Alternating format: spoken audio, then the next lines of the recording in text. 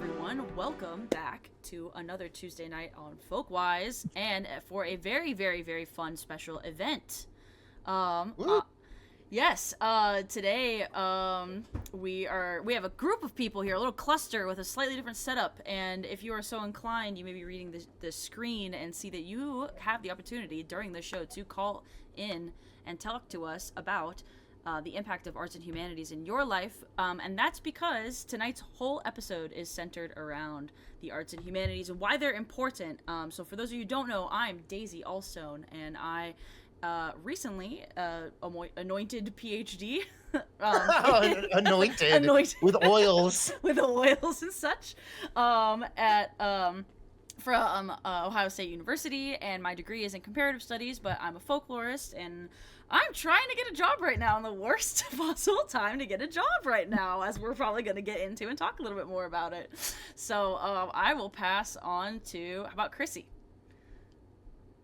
Hi, everybody. I'm Chrissy Widmeyer. I'm also a folklorist, and I'm also a doctor, but from years ago in folklore. And I was, up until just a month and a half ago, working at Wisconsin Humanities, which is the Wisconsin state affiliate of the National Endowment for the Humanities. So that's me, and hi, nice to see you all.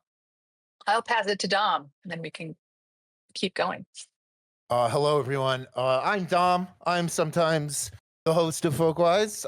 I am the mod of Folkwise tonight and the voicemail keeper. So I have been compiling all the voicemails that you lovely callers have left us. Thank you so much. I am, if you don't know, outside of whatever we do on Folkwise, Whatever we do. outside of me suplexing people with baby meatball on Folkwise, I am the state folklorist for Florida. So I work for a state arts agency. I do programs with the Florida Humanities, but also I am more in the state art space, which is precarious like a lot of things are right now, but it has been so wonderful compiling all of these voicemails and seeing the questions you have, like the testimonies you have for us to talk about, and the questions you have for the panel. And with that, I will kick it to the fourth member of the panel, who is a good friend of mine from my grad school days. Kathleen, go for it. Hi. I don't know how many times I've been on Folkwise. Do I get like a 5 appearance like club jacket or something? Oh, you should get a green jacket. I don't know if it's been 5. You and Virginia Siegel, I think. Yeah, you Okay. and Virginia Siegel are the most. Are 1 and 2.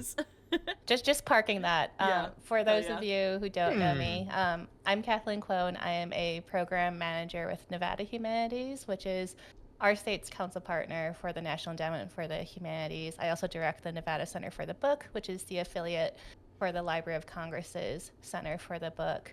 I love all things folklore, ethnomusicology, arts and humanities, and I'm really just grateful to see like the people who shared their voicemails tonight. I can't wait to hear them. I haven't heard any of them yet, and it'll be great to just hang out with my colleagues here and friends. I feel like colleagues we sound old when we say colleagues. My friends here. Like, colleagues sound like we all have matching green jackets, which is cool. Yeah.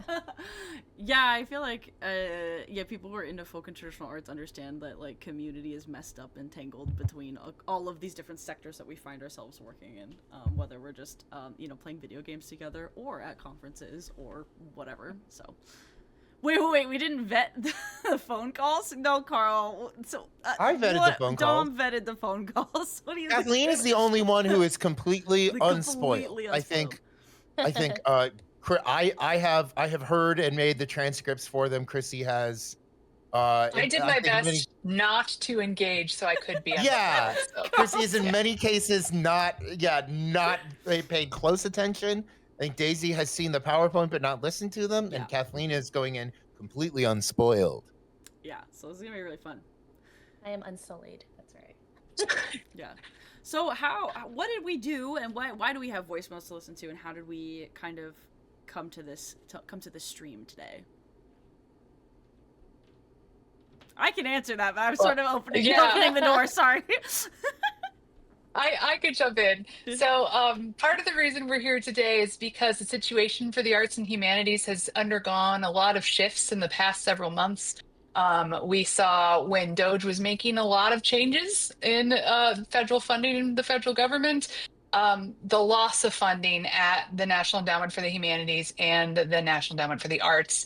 And because of that, a lot of programs have been affected all around the country, whether those are in your local museums or arts agencies, or whether those are at statewide agencies like humanities councils or arts organizations, where the loss of funding meant not only the loss of support for local programming, but also, the loss of jobs. So I know I'm here because I was affected by that. Not only did Wisconsin Humanities have to pause our programming, but we also laid off the majority of our staff, including me. And so I'm also, as Daisy said, they're looking for a job. I am also looking for a job at the moment.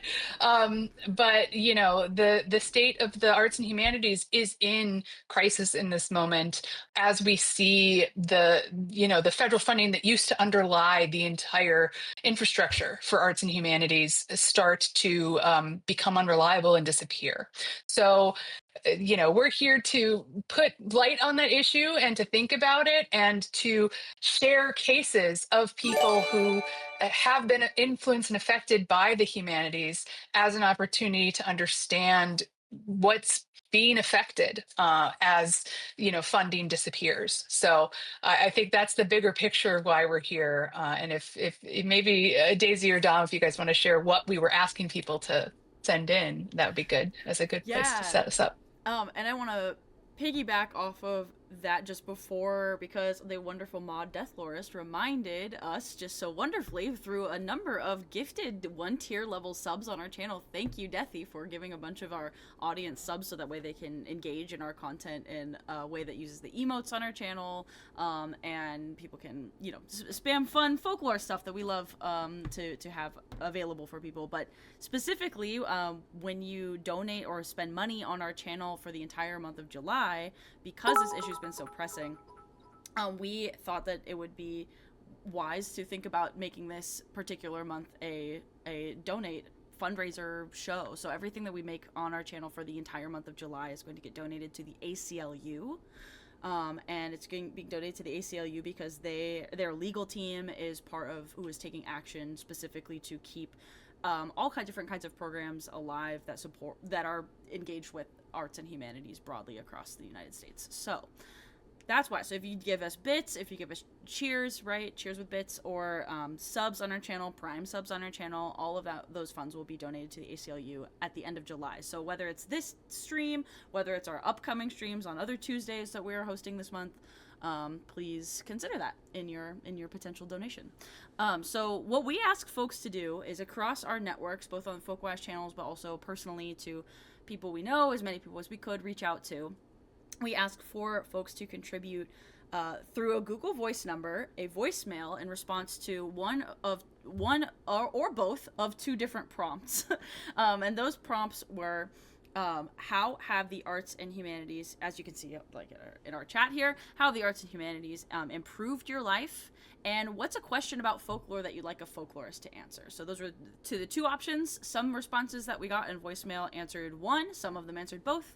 And we just wanted to, have cases gathered for us to play on our show to represent the swath of community, of the ways that folk arts in general and humanities programs have impacted people in our broadest network possible. So we have a number to listen to tonight, and we're really excited about it. Any of you want to add anything to that, or shall we just get listening? I'm going to just jump in really quickly, just like a small correction. So, Chrissy, please. I think you mentioned humanities councils as state agencies. We're actually nonprofits. So we were intentionally set up as 501c3 nonprofits, as opposed to arts councils, which are state agencies. I think sometimes people think we're all connected to that we're all state agencies, but I think it makes a really big difference, as we might unpack. later on may or may not unpack. Yeah, thanks for that correction. I think I meant to say statewide or state serving Yeah. institutions. But yeah, that's actually a really important and significant difference between arts councils and humanities councils, is that the humanities councils are mostly nonprofits. I think there's literally one that might have some state funding that's significant, and everyone else is in the nonprofit world entirely and depending on those federal funds more directly than even the arts councils do, which they still rely heavily on federal funds. So Do you know who that is? The one I outlier? can't remember. I was trying to remember. I pulled that out of the facts in my brain, but I can't remember who. I'll try to think of it. I think it's one of the smaller states, and Oh, so okay. yeah. Interesting. Well, very cool. So, should we jump into listening to some of these awesome testimonials from people who reportedly, both, I guess, love arts and humanities and positively were impacted by them as they grew up, or now? I don't know. I'm feeling a little dream brainy today, I guess. I'm excited. This is a live react. This is my live react. Really live react, yeah. Yeah. Kathleen, are you ready for your live react moment? Yes, let's do it. All right. I am going to press play on the first one. Everybody should be able to see it. We have a transcription on the side of the screen for people who want to read along. Feel free to do that. And here we go. Here's the first one. Indiana, Midwest. Prompt 1. How have the arts and humanities improved your life? The arts and humanities have been really essential to my identity as a queer person and my identity as a musician and as an artist. And through my engagement with some of the arts and humanities programs in my life, especially growing up in the Midwest, I have been able to meet a number of wonderful people that have supported me through coming up as a queer person in some rural small towns. I've also been connected to traditions that I haven't known about before, or things that have made me feel connected more to my ancestry, also as a Black person who has such little information about my ancestors. Some of the programs that I've been able to involve with in my professional career and in my personal career have allowed me to connect back further pre-Civil War, pre-enslavement, in order to sort of ground my being and ground my position within the U.S. Aw. That was so awesome. Wow, so sweet. Yeah, lot to unpack there. Yeah, I love how much this one deals with the idea of identity and how, this type of programming helps you learn more about yourself by learning about whether that's history or groups or traditions in the places you live or even beyond the places you live. Like one of the things that I really like about this one is thinking about, how we can, the humanities is about learning about humanity, learning about the things that make us human. And that directly affects how we learn about ourselves and how we respond to the things around us. So I really love that this one really focused in on that idea of what they were able to learn about the humanities and themselves within that through, participating in programs or experiencing these communities in these spaces. Mm-hmm. Yeah, I think with this relating like the humanities to like the connecting with like your ancestry after like the legacy of enslavement across like kind of like the Atlantic slave trade and like the global Black diaspora is, I think, like pretty important if you talk about like the connection between like the humanities and maybe even like human rights, that like we like this person is literally coming more in touch with like with people, that they've never met, and like it, like in a way kind of like like finding a way to like navigate or like reclaim the humanity of these people who like did not have like the rights that this person has. You know what I mean? It was kind of like across, it's not just like the present, but this was also like across time kind of making uh like these people, these humans, like these people's like voices and like traditions matter, which I thought was a cool take on a pretty profound take on the prompt, actually. Yeah. Yeah, Yeah, it's all about absolutely. fostering empathy and connection. And I really I'm glad that we're sort of dissecting and getting into these voicemails in more depth, because I think even though we might think we know what the arts and the humanities are, I think we all have different definitions of these two things. And sometimes I worry that arts and humanities just get lumped in together like salt and pepper, like they Yeah. sound good together, but like they're also their own, individual, important, different, separate entities. So I really like how we can find elements of both in this voicemail and find how they connect to each other as well. So yeah, this is really lovely.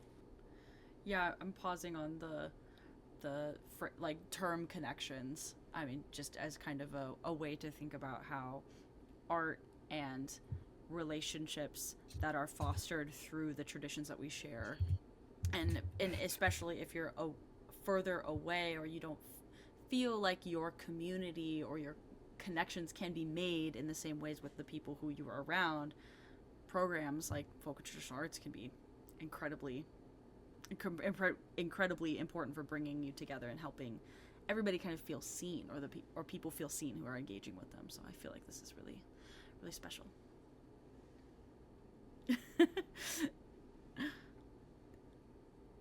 Seasonings would do different chemical reactions. So silly. Okay. I'm running with salt. I like Yeah. salt and pepper of it all. People in chat, tell us what seasoning you are, and then we'll move on. Oh, can I be Old Bay? I'm paprika. I do want to say this idea of like arts and humanities and salt and pepper, like it is so true that when we talk about them, we talk about them together. And I know that as someone who has been on the humanities side in this very false dichotomy, so let me just say that, like, they do not have to be separate, but when the endowments were set up, the National Endowment for the Arts, National Endowment for the Humanities, they were separated.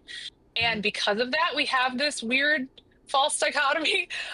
But even still, like the fact that we always say arts and humanities, people end up falling on the arts side more. Like, I don't know why that happens, but it's because it's the first one in the arts and humanities. And so, I've heard a bunch of people talking about it in this moment from the humanities side going, it's the humanities and the arts. It's not the arts and humanities, it's the humanities and the arts. So imagine if we were walking around saying it's pepper and salt, which I don't think most people say, but that's what this feels like. It's a distinction for folks advocating for the humanities on the humanities side in the false dichotomy that shouldn't exist in the first place. But I think if you say pepper and salt, you would find some dishes that you would like season differently if pepper was first in mind. And I'm still like extending this metaphor to the humanities and the arts. Yeah. It's so true. I wonder if part of that's because not just the order of operations, but that art somehow is clearer for people to conceptualize the outcome. For sure. Like, everyone's like, well, humans are part of everything, so humanities is just like humans, and then they must be doing the art, so therefore they have to be together because the humans are making the art, or something like that. So interesting. People say the humanities are too highfalutin sometimes, so there's like it's too like highbrow of a concept. I think some people are even calling it like the H word, which is like so ridiculous. But recently someone called it the H word at a meeting. What? Because they're like, oh, it's those classes you took in school about arts. We know what arts are. It's music. It's dance. Right? But of course we also know arts is more than all of those things. But maybe. Yeah, I mean, the other thing that happens with humanities is when we start to define it, most definitions rely on naming academic fields. They're like, the humanities are, and they just list academic fields, which feels inaccessible. And, that's what makes it hard to define, whereas like art, has come into our daily lives in so many ways. And, so I do think it's a hilarious thing to think about how, how that plays out. And it's one of those things that every humanities council, working from a humanities council, we're always trying to say this is what the humanities are. And even I struggle after working in a humanities council for 4 years to say this is what the humanities are. And yet I work in that field every single day of my life. So Yeah. yeah. Cool. I think I should play the next voicemail. How about Great. y'all? Yeah? Yeah. Let's do it. Okay. Here we go. Hi, my name is Constance Bailey, and I'm calling from Georgia, and I'm responding to prompt 2. So the question that I have for a folklorist, which is probably kind of low-hanging fruit, but what are the different types of folklore? I would love if someone could expand on that. Thank you. Aw, Constance, thanks for the question. Well, this is great awesome. because we Yeah. were just talking about definitions, and now we have like a definition to do. There we go. Yeah, that's amazing. Can I start with this one, or Chrissy? Oh, do you want please. to get to it? Either way, go ahead, Dom. So I always in the textbook I taught out of, which is not always the best way to categorize it on the ground, but always like good for teaching 18-year-olds who are just here to get their like elective. Which is the Arts and Humanities elective, huh? It's always paired like that, but at least in Indiana. Anyway, in the textbook I always used when I taught Folklore 101 for 3 years, there were 3 broad categories, and this doesn't quite fit everything, but these are like the broad ones. And I'll let everybody else get into like more nuance after I say this, but kind of the broad ones people teach it as are oral, customary, and material culture. So like oral tradition, narratives, but also like jokes, kind of the things we say, custom, the things we do, the things we do. I said that, but like the like gestures or rituals or superstitions or like your behaviors, and material culture, which are the things you make, which can be like folk art, which could be folk craft, but also like instruments, food being the thing you make that you are done with the fastest of the list, but still counts.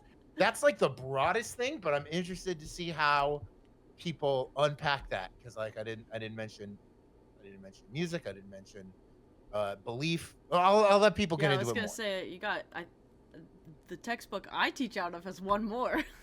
Yeah, I was going to say, the textbook I teach out of has 4. The things we say, the things we make, the things we do, the things we believe.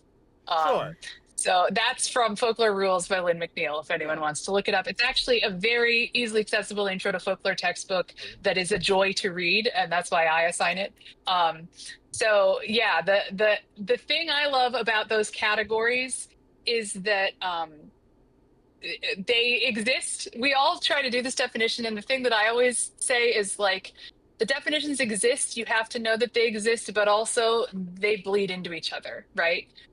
A lot of the things we do are also part of the things we make, or the things we say are part of the things we do, or whatever. They're all going to connect to each other. So when we talk about folklore, we often define them based on genre. Like we say, there's foodways, which is the study of everything related to food, which is where I fall in terms of my favorite area to study. Or there's narrative, and that can be storytelling from all levels, whether that's urban legend or personal experience narrative or fairy tales, or, and we start to just list all these categories. And there was a big movement in folklore to define all those genres and all those categories and come up with what are the boundaries of folklore in these genres. But the thing you learn if you spend enough time in folklore is that, again, we're forcing on these definitions so that we can categorize them better and look deeper into them and compare them to one another.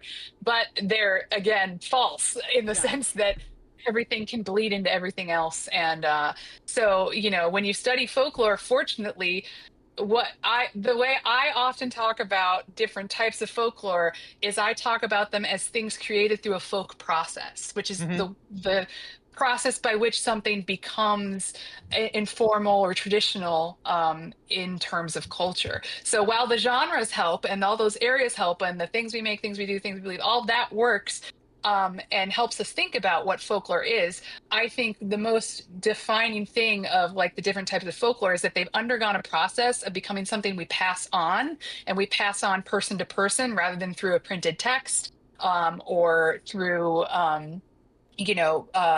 rules and doctrine as part of a religion or something like that. So we pass them on in this informal way, and that's how they're shared, transmitted, and changed over time.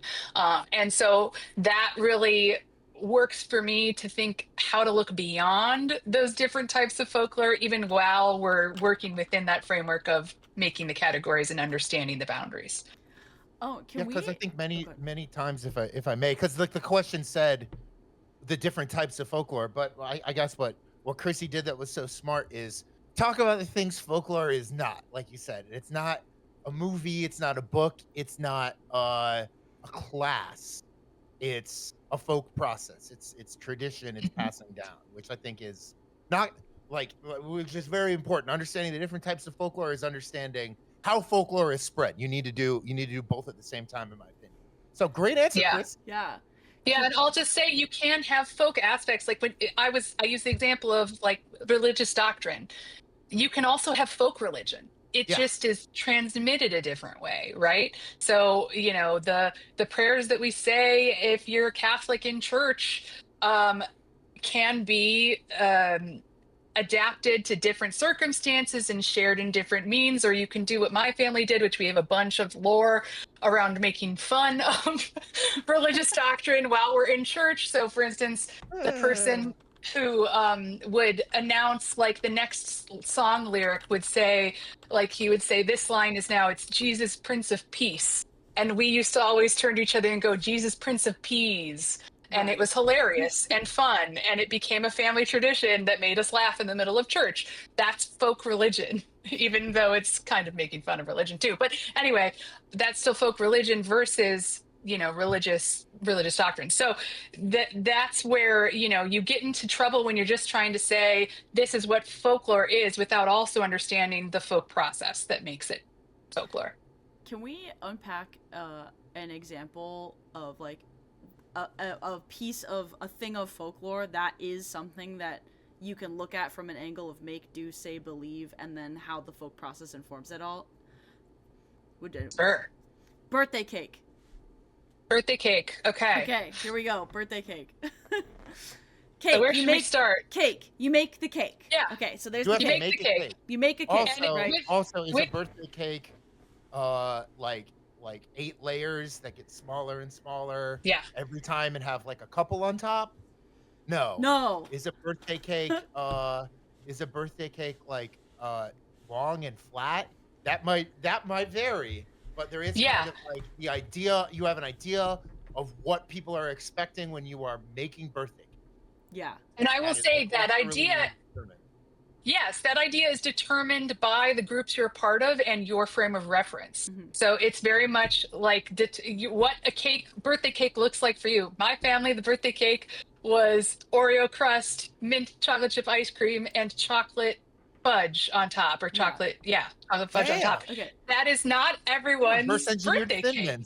Okay. Exactly. I mean, that's exactly right. That's so good. My husband, feels so weird to say that, Dom. My husband hates cake. So I make him sushi cake, right? So it's a birthday cake. It's a cake for his birthday, but it's sushi.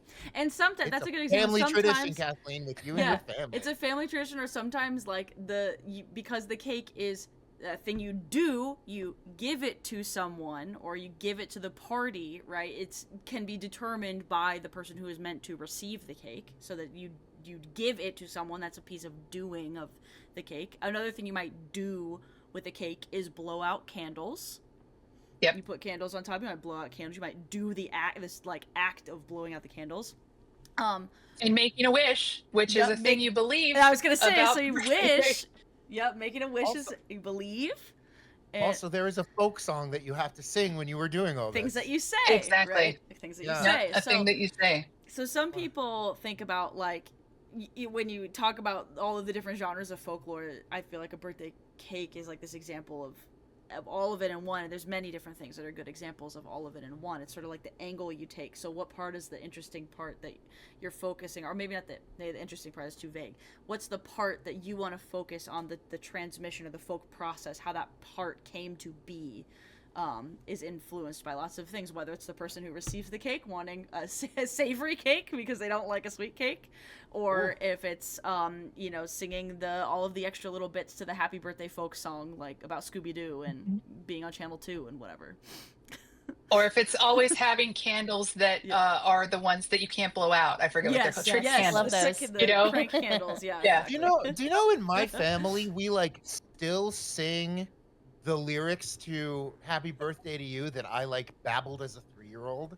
What? Aww. That's so cute. Like when I was like 3 or 4 or something, we were singing like and many more, and then I babbled and sup along, and everyone's like, "What's that?" And I'm like, "And sup along," and everyone's like, "Oh yeah, and sup along," and my family still sings that And sup because along. I That's did so that when I was like 4 or something. That's so adorable. Yeah. Yeah. That's your how aunt does the tradition birthday happens. dirge. Yeah. Dewey Demon's aunt does happy birthday. No, they do. No, they do. Happy Death and birthday. despair, people dying everywhere, but it's your birthday. It's your Oh, birthday. I thought it was. I don't know. How I would thought you it was do that? death and despair, people dying everywhere, but it's your birthday. What is that? Is that the Volga boat song? Like what? Like that's like one of like it's like a classical music lick. Yeah. That's oh how my I gosh. learned that. Yeah. Awesome. Yeah. Next voicemail? Thank you, Constance. Oh. Yeah, thank you, Constance, by the way. Here we go. Hi there. My name is Valerie, and I'm from Ohio.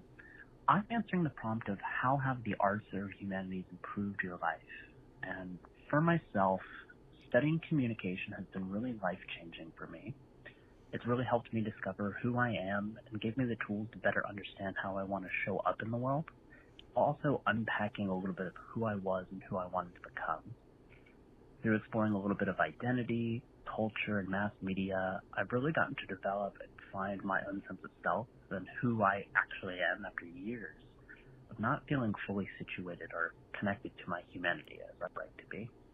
Humanities have taught me to think more critically, connect more meaningfully, and use communication to create change in my life. It's more than just a field of study, at least to me.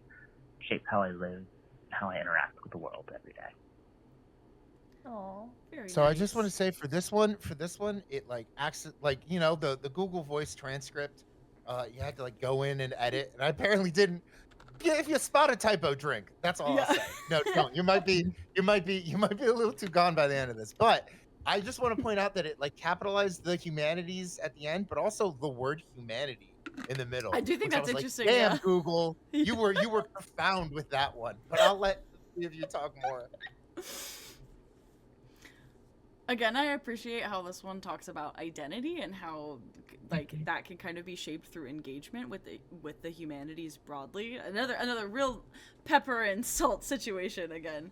But I also like how we talk a lot because of our orientation to like arts, music, like these kinds of expressive cultural elements of it. This communication is a humanities subject. How do we communicate and on what terms? And Chrissy, I like you mentioned earlier the folk process, thinking about that as a framework for understanding what it means to communicate. So maybe we can riff on that a little bit.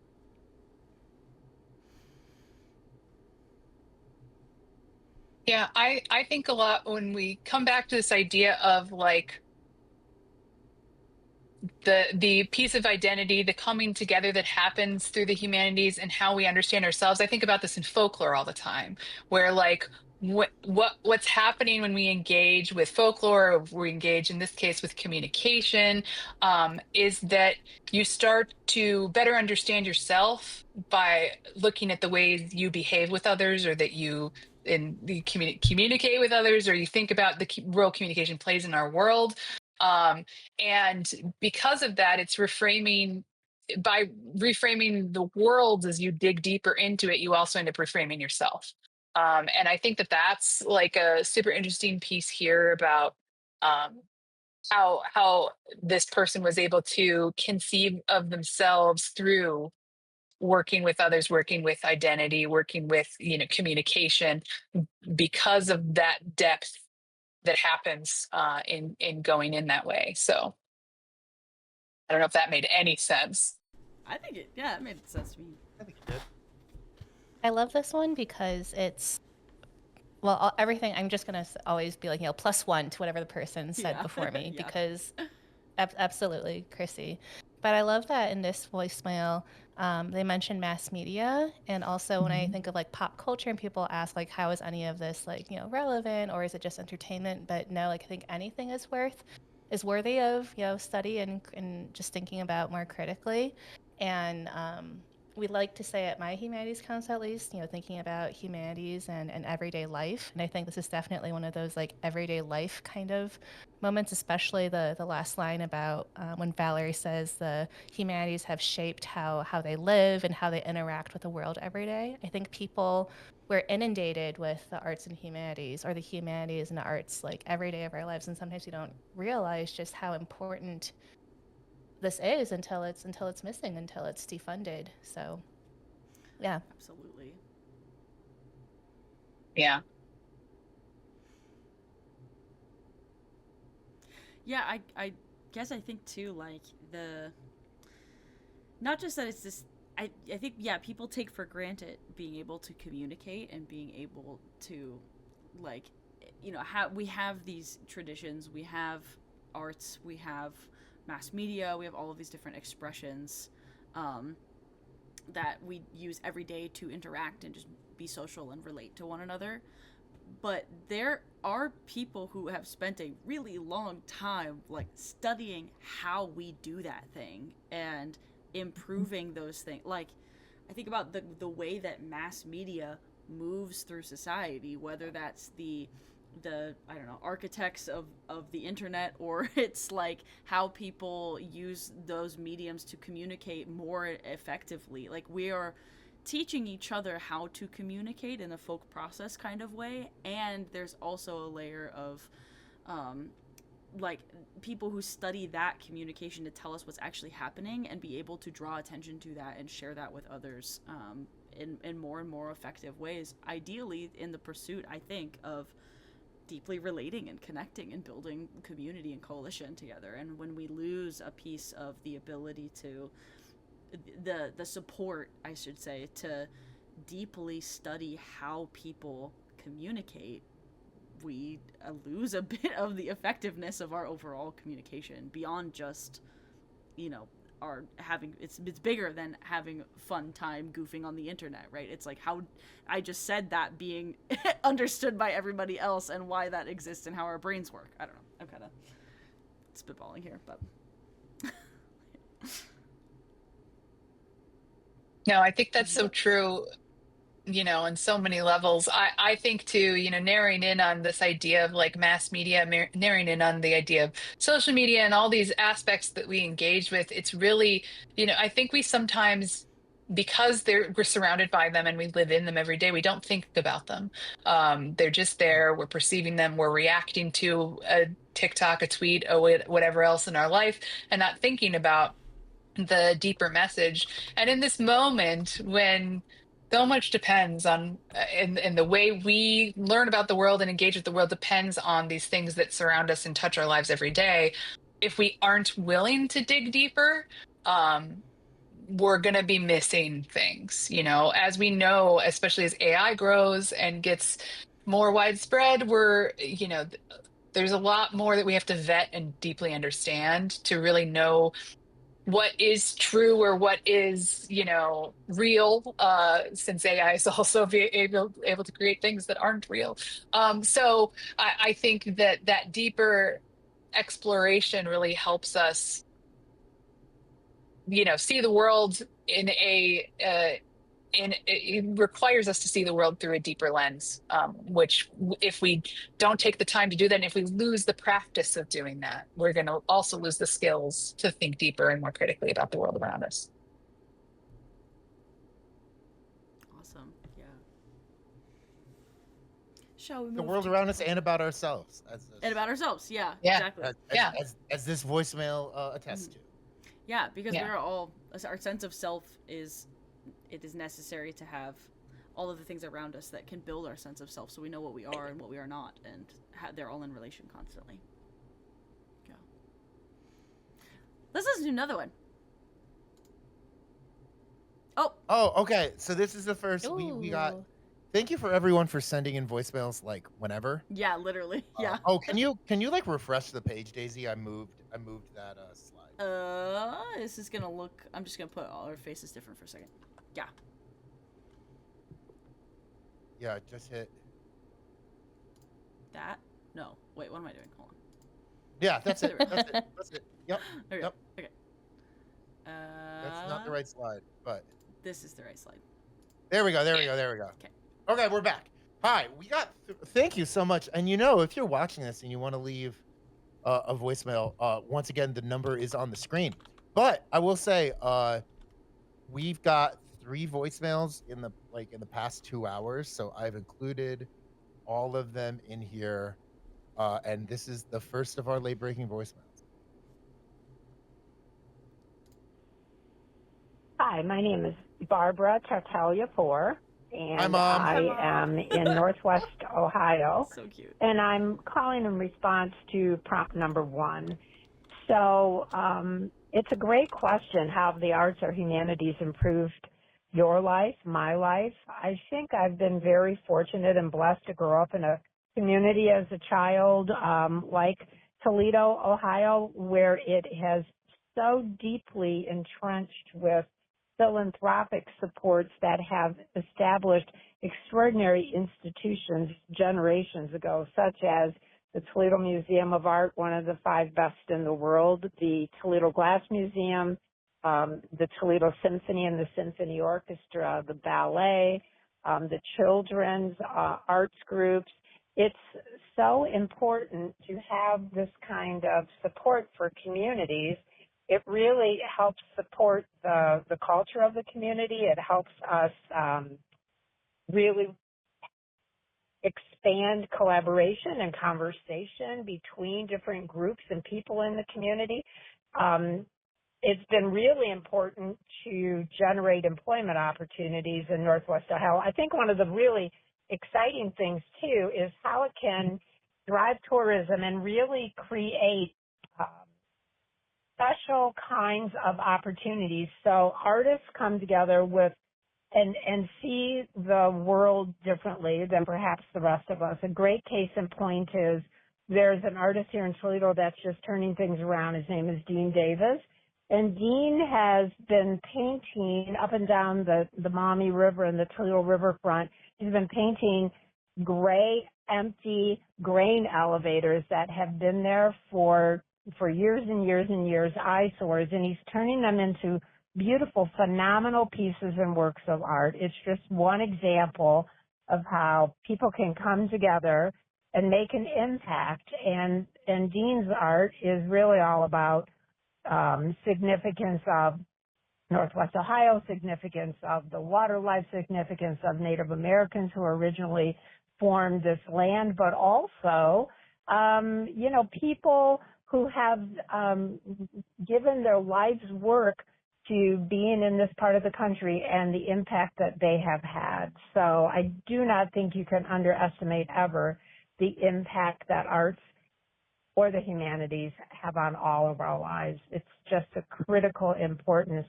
It's what raises us up, helps us hum, and keeps us looking forward and positive. So thank you. No, thank you. No, thank you, Barbara Tartaglia-Poor. That was epic. No, that was so good. I mean, I like so many things. My mom and her friends saw the Instagram post at the end of the day, because we might have a few Toledoans calling in. I think the group chat popped off. Oh my gosh, amazing. Yeah, thanks, Mom, for real. I will say, yeah, the first thing I want to say about this is immediately mentioning museums, which I think is great. Yes. I think it's great to get into, because it's not the first time museums will be mentioned tonight. But let's get right into museums here. I love that. Museums are great. They're one of the first places I encountered art as a kid. Like, any type of, sort of art that came with a sense of dedication to the craft. like, yes, there's complicated things about the different practices and like money behind art and like what is considered good art or not good art. Like all of that is in conversation and is interesting and is part of that very same folk process. But like I'm thinking about first exposures to art where there was some kind of sense that this is a thing that you can dedicate time to and is appreciated by the wide public. That I felt like a museum was a place where that became conscious for me, even though like my family has traditions and people in my lives were also doing things that you might consider art or folk art or just arts that may fall under this big bracket of just arts and humanities in general. But I feel like that was the first, like, a museum is a special and important space where that type of learning and appreciation for the work of artists happens. Yeah, because if the humanities are too highfalutin and they're like the H word, like, oh, well, that's something you only read in leather-bound books in rooms made out of mahogany. No, every kid loves going to the museum. What are you talking?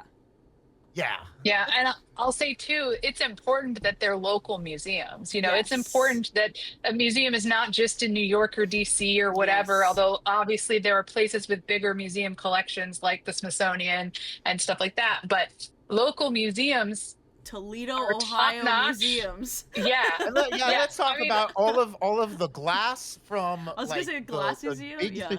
No, but the glass museum, but also that museum is so good and free because all of the glass manufacturing for the big three auto companies, like they're like one of the glass families, like did a huge endowment to keep the arts free, or to keep the art museum free, I should say.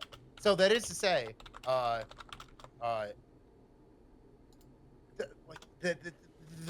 these people understood what was important. Like lots of kids going to the museum for free forever is like the legacy you want to leave, in my opinion. Right. Yeah, and then I will say something too about curation and how that can help us understand whether it's movement through art or, like history or whatever, whether it's, placing them in the same place in juxtaposition so we can better understand different things about art. There's just so much that museums bring to the table when it comes to like creating a space for us to engage with that in a way that we might not have the opportunity if they didn't exist. So yeah, I feel like oh, go ahead. Sorry, Kathleen, go. Oh no, it's okay, Daisy. You can go. Okay. I feel like we're too polite. No, you go. I feel like I've like my brain is warmed up and I'm thinking about a silly connection here. Okay, drop those emotes. Those emotes. Okay, there are so few spaces in our world where you can consciously immerse yourself in a narrative in like the way that you can do in a museum. And I guess like one of the ways I think of that comes to my mind immediately is video games. You are a participant in the storytelling of the thing that's happening, right? Like you actually have a role to play in the engagement of that narrative.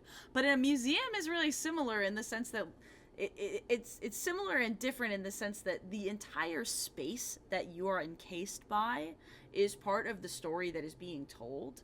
And there's a sense that like in home spaces, you're at home and yes, there's stories being told all the time, but you're always immersed in them. It's like one that you can travel into forward and back in time and be completely surrounded by a story or many stories about a particular piece of humanity, right? And that's really, really special. School's not like that. Like, they're... Video games aren't even like that because the museum doesn't have DLC. The museum always comes out for your brain, a system you already own. Yeah. Right, exactly. And video games are one thing. You could say a festival is an immersive storytelling experience, maybe too, in some ways, but like, it's sort of like the story you're making yourself as you're experiencing the event, where a story like that is available to you in a museum. I'm using story very broadly here, but like that is something that like pulls you into someone, maybe another's story. Maybe that's what's so special. It's like, it's not just your own story you're in making of. It's your own story is now deeply engaged in that of another, and you're experiencing and learning about this other story while you're experiencing your own. And that is like so unique and special. And I'm trying to think of any other place or space that's like that. Any place that's like that. Anyway, that was I my love Green that Bay metaphor comment. / analogy. That's so good. I was like, I needed to warm up a little. Like, earlier, I was like, The dream brain is yeah, activated. it's The like brain is activated green. now. I think it's so rare these days to find things that are genuinely free. And of course, you know, like many museums do charge admission and for a good cause. But when you do find a space such as a library where it's free, I think that, again, I'm just want to tie it back to our stream for today. These are things that are being taken away from us when they defund libraries and just make it really difficult for good people to do their work. And there have been so many times through my work with Nevada Humanities where, you know, we say like, you know, a lot of our programming, like 99.9% of it is free and open and accessible to the public. And we like to publish things and give them away for free. We like to just have things on table for things to take. And the number of times that people stop by and are like, really? Like, I can have this? Like, this is free? It's so sad when, like, people forget, like, yes, there are still, like, free things in the world because we are good people who aren't trying to, like, rip you off. So, yeah. I think you need a command for libraries. But I think we do, too. And the last thing I just wanted to say is, Dom, I love how not only did your mom just like tie it to like museums and all these other places, but there's just such a sense of place in what she's like that's what I was just talking about. And it made me think about, I don't know if I was in Toledo with you or if we were just like driving through or something, but like the times that I've been with Dom in a car and we like talked about places, maybe it's when we're going to, this is not Toledo, it was when we were going to Detroit. Yeah, we were going to Detroit and we were talking about... We're listening to Hadestown for the first time. Yeah, 100%. So just like learning about places and histories and stories, that is just like one of the most like special, like one of the most, I don't know how to describe it, like what superlative I want to use. One of the best moments, car driving moments of my life was with Dom when we played all of Hamilton. I think I also listened to Hamilton for the first time that drive. You listened to Hamilton for the first time. I listened to Hadestown for the first time. And it was fantastic. I want to. I pointed out so many things from the car. I pointed out so many. Oh my God, on your left. And I just want to say that's actually such an important part of the way we understand the places we're in is through public programming around the arts and humanities. That's one of the like best pieces that come out of a lot of programs that are being defunded is thinking about the place you live, how to make it a better place to live, how to, you know, dream a future for that place through the arts or the humanities. And, you know, hearing about like the, what were they, the silos or whatever that the artist was painting. They're like abandoned grain silos from the grain silos. Which is like, we made Rust Belt Blight look beautiful. What a exactly. that is. Yeah, about like improving even just the visible in your space to make you own it, to make you feel like it's a part of the place you live rather than the blight of the place you live. These are things that are happening every day to just make the communities we live in reach a new level, you know? And I thought that was really important. And there's one other point I want to make about this one is the idea about how arts and humanities create jobs, which were raised here, which is just the fact that not only because they create institutions that support hiring people, but the arts and humanities are really like, they're one of those places where if you have culture and tourism was brought up as well. If you have culture, you have tourism, people will come, people will invest in the creative economy that comes out of those arts and humanities spaces. And honestly, that's something that happens a lot with the federal funding we get for arts and humanities programming, is it gets invested directly into communities to stimulate the creative economy that then stimulates the entire economy of that place. Because people are coming to those museums and they need to go have lunch somewhere. So they're going to stop for, you know, Cincy Chili or whatever, whatever restaurant hometown is nearby. Like, this is what my hometown has a theater in it that's run by the famous actor Jeff Daniels, called the Purple Rose Theater, and that is what brings people to downtown. In my hometown, and they come to the theater, they visit the restaurants, they shop on Main Street, and that's stimulating the local economy. So we can't actually, we can't separate the arts and humanities from the creative economy they create in the places that they're in. And so the absence of them means the absence of that infusion into the economy as well. Such a great point, Chrissy. Thanks. Shall we listen to another? Chrissy for just regular president, chat. Yeah, Chrissy for just regular. But I was nervous about putting your name out there, so I thought I would start with Arts and Hum Pres first. Oh, hold on, Daisy. Daisy, we've skipped a. Go back to our faces for a second. Yes. Oh no, you just skipped we one. just- You just skipped. You just. We Skipped. just I skipped a skipped slide. Go back. Yeah, I think you skipped. Oh, there we go. I'm back. Yep. Okay, Yeah. here we go. I just hit too many clicks. All right. Here we go. Well. It's Carl, a.k.a. JT Iscool, as Daisy likes to say. And y'all have asked for input, so I am giving some input. Number one, how the funding the arts and humanities has improved my life. I am fortunate enough to have been born in the area around our nation's capital, which means that the funding for the arts, sciences, the Folkwise, the folklore has always been up front and center. The Smithsonian has been an absolutely fantastic institution. And I measure that particular institution against any museum I go to now and in future. I was just at the solstice showing when the museums stay open until 11 p.m. in some cases, and the chance to do and see and almost reach out and touch the first plane ever made, or an artifact from before the foundation of this country and its colonization by Western sources has been something that really has brought home a love of history and the sciences. And the fact that I can go to an internationally renowned museum for free at any time really does have an impact on my life and has colored my life in a way that leads me to expect the better things from museums and arts and sciences. So that's my number one. Number two, a question you've always wanted to ask a folklorist. As you know, I am a foodie, and most of my comments are food-related, so it's got to be food-related questions. One of my favorite episodes was doing the chili dog and explaining the nature of the local food and the three-way with Dom. So every time there's an episode that has even ancillary taste to it, I am all about it. So I'm hoping that in future there are more food-related episodes, and maybe even something like not quite a sing-along, but like a cook-along, I think would be a fantastic opportunity for all of us. Okay, anything else you want to see here? No, that looks like it.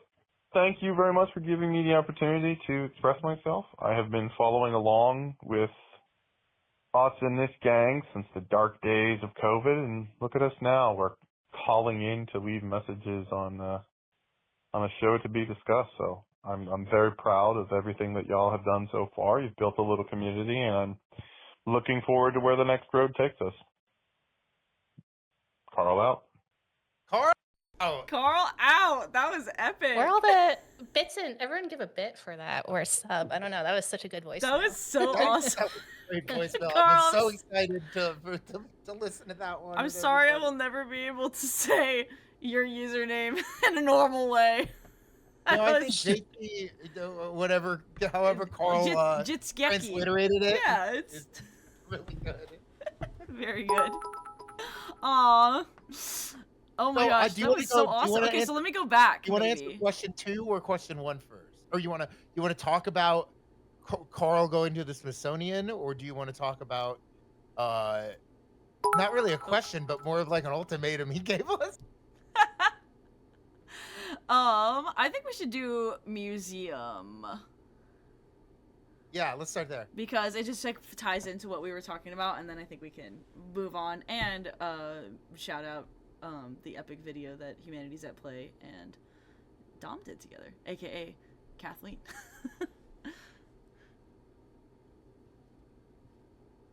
I think once again, though, I think the thing that has really made this accessible is that like both people in a row, and I didn't do this on purpose. I just took I just randomly interspersed the 3 voicemails we got this afternoon. I didn't plan. I didn't even think I was doing this back to back. I didn't even realize it, but both people back to back mentioned going to a museum for free as one of the most important things in their life. That's data. That's data. We got datums. Yeah, I mean, the Columbus Museum of Art in Ohio, where I'm currently living, they have free museum days on Sundays, and it's always their busiest day. Hands down, busiest day. Family day. You know, it's like a big day for people who have a lot of kids to spend money on that can't afford that, you know, like to get some exposure to stuff they wouldn't normally see every day. I mean, it's amazing. Yeah.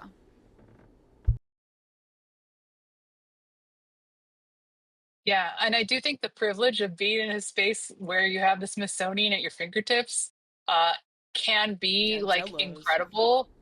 Yeah. I mean, when I went to DC for the first time and saw the mall just lined with museums, I was like, it was when we took our 8th grade trip to DC, and it was like they were taking us to several of the museums, and I was like, these are all right here. And it's still, you know, is one of those things that blows my mind, that we have that infrastructure in our nation's capital, and it shows a lot about the value we give to, you know, those museums and those, you know, hallowed halls of learning and knowledge and artifacts and all that sort of stuff. So yeah, I'm glad that we heard about the local museums, and now the national museums that, you know, are one of those. I remember one of my favorite memories of going to the Smithsonian is going to museums on the mall was when I took my parents to the American History Museum, and they didn't know what they were in for. They hadn't looked up any of what the exhibits were. And my dad, like, you walk in, and I think it might be on the very first floor, is Julia Child's kitchen. Aww. And my dad approached Julia Child's kitchen and just started crying. And I was like, oh my God, what's going on? And he was like, I loved Julia Child, and I didn't know this was going to be here. And look, it's the kitchen, you know, like that. It was just really, I don't know if he started crying. I might be exaggerating. He got emotional, is what I should say. He got emotional about it. And I was like, this is what these are here for, to have that real experience of what, you know, what was something in pop culture that meant a lot to, you know, my dad and his childhood. And so, yeah, to have those spaces and have them be something that you can connect to and feel emotional about, and also to be keeping the record of these important moments in pop culture or history or whatever, is just really important and significant. So thanks for bringing up the national museums as well. Yeah. One thing I'll like just emphasize to make more explicit also is, like, we've been talking about accessing free museums. I know Kathleen mentioned earlier that like these are the things that get funded, but like nothing is really free. Like when there's free day at museum, like all of the staff are getting paid, all the collections need curators, and they all need to be taken care of, and the building has rent. And I think Dom's camera maybe has left or something. Yes, I think that's what happened. Okay, so all the cameras are gonna look a little weird for a second, but the point I'm trying to I'm in 2 squares. Yeah, I was like, sorry about that, we're getting chopped up a little bit.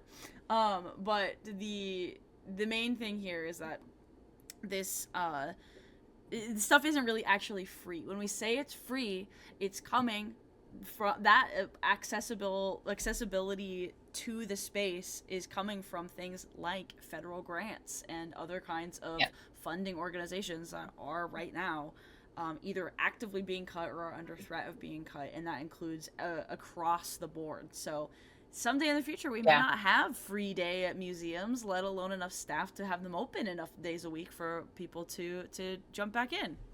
So yeah, I anyway, mean, I think one of the very first agencies that was defunded was the Institute of Museum and Library Services, the IMLS. And like yeah, they were even before the humanities, before the arts, IMLS was targeted. And that says a lot about, again, the fact that we're losing funding for these vital institutions that are some of the ones that we remember the most, that keep us most connected to, the humanities and the arts. So yeah, to give a shout out to IMLS is yeah. another organization you should consider supporting in this moment of transition. Yeah. I'm just gonna thanks Deathy for the bits. I just want to highlight in the chat. Gooey Demon says, "Pay your museum staff, courtesy of a husband of a disenfranchised preparator." Is that how you say that? Yeah. Give my wife money to make your fossils look nice, you jerks. I mean, it's true. It's like there's arts and humanities that are a piece of that, but it's also like the sciences, as Carl mentioned in this voicemail. Like these are interconnected issues about public learning and education that are extremely important to the way that we understand the world that we live in and how we relate to each other. Dom, we figured that something was good. Hey, what's up? Anyway, We can move on. I guess we can move on. Yeah, let's move on to the question, because I think this will be a great point to jump off of with Kathleen and Humanities at Play, because I think that this is the video that Carl is referencing in this. So, again, maybe I should recircle to the specific question. Is the question just, you want more food related episodes? I think it's, can you do more sing-along, cook-along episodes? Yeah, what's our next cook-along show is the question. And Kathleen, go off about some of the cooking stuff that you've done on Humanities at Play, because I think that it's epic. Yeah, you can find a lot of it on YouTube. So I think the first one I ever did was with a graduate student, now recently minted PhD, I think he was also on Folkwise, so Suyash from IU. I made Nepalese street food with him, and I just love that Suyash will message me updates every once in a while, and he'll be like, my grandmother's watching this, or like my aunt, who's a professional chef, like loves this. It's so heartwarming. So you can find that on our YouTube. I've done dumplings and mochi with Christina Lee, who is at PBS Reno and also hosts the podcast Refugee's Daughter. So I really loved that program with her when we did the pot stickers, because we made her mother's recipe, and there's a great moment where like I show off my beautifully crispy pot sticker and then like half a second later drop it on the floor. That was great. And then all the cooking streams I've done with Dom as a part of Folkwise, and also with Daisy, because we also did one with you, didn't we? Or I don't think we did one. I mean, I guess we did a different stream with you, but I definitely did Cincy Chili. Okay, so I did hot dog eating. I did speed eating with Dom on our work stream, where Dom taught me how to eat a hot dog and a pizza and ice cream very quickly, and I was not very happy about having to dunk it in the water. But then we did Cincy Chili. I think all of us did it together. So, you stole your idea for dumplings? I don't know what that's referencing. Like, you did dumplings later?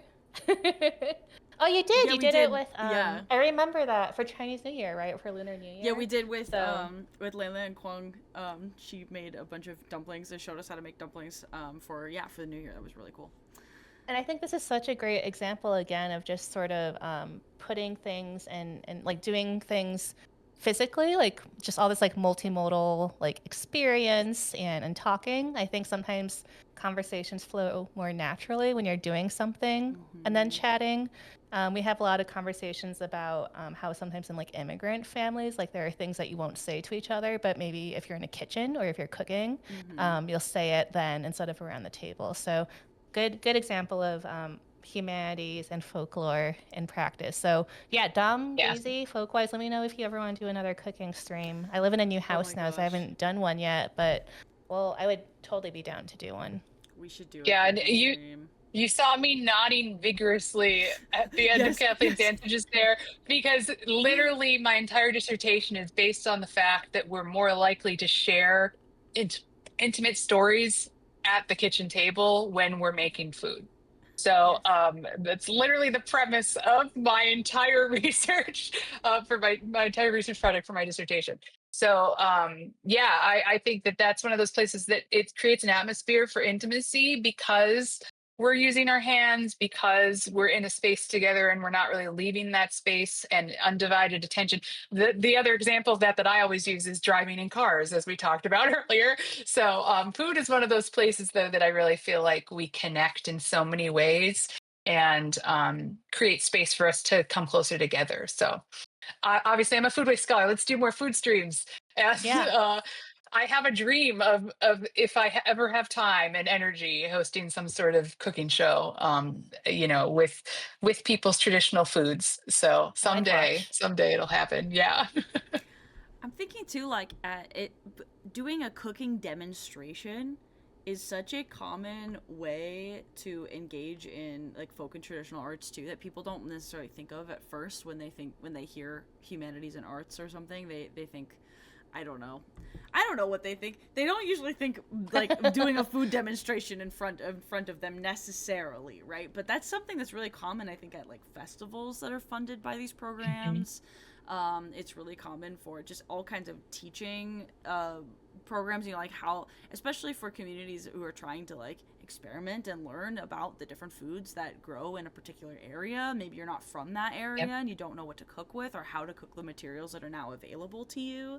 Like that is such a gift to be able to not just learn, like everyone can put on a YouTube video and learn how to cook something, but there's something so different and magical about sharing space cooking with somebody, or being taught a lesson by somebody who really knows how to work with the special ingredient or whatever. That and those are funded a lot of times by these programs that are at risk.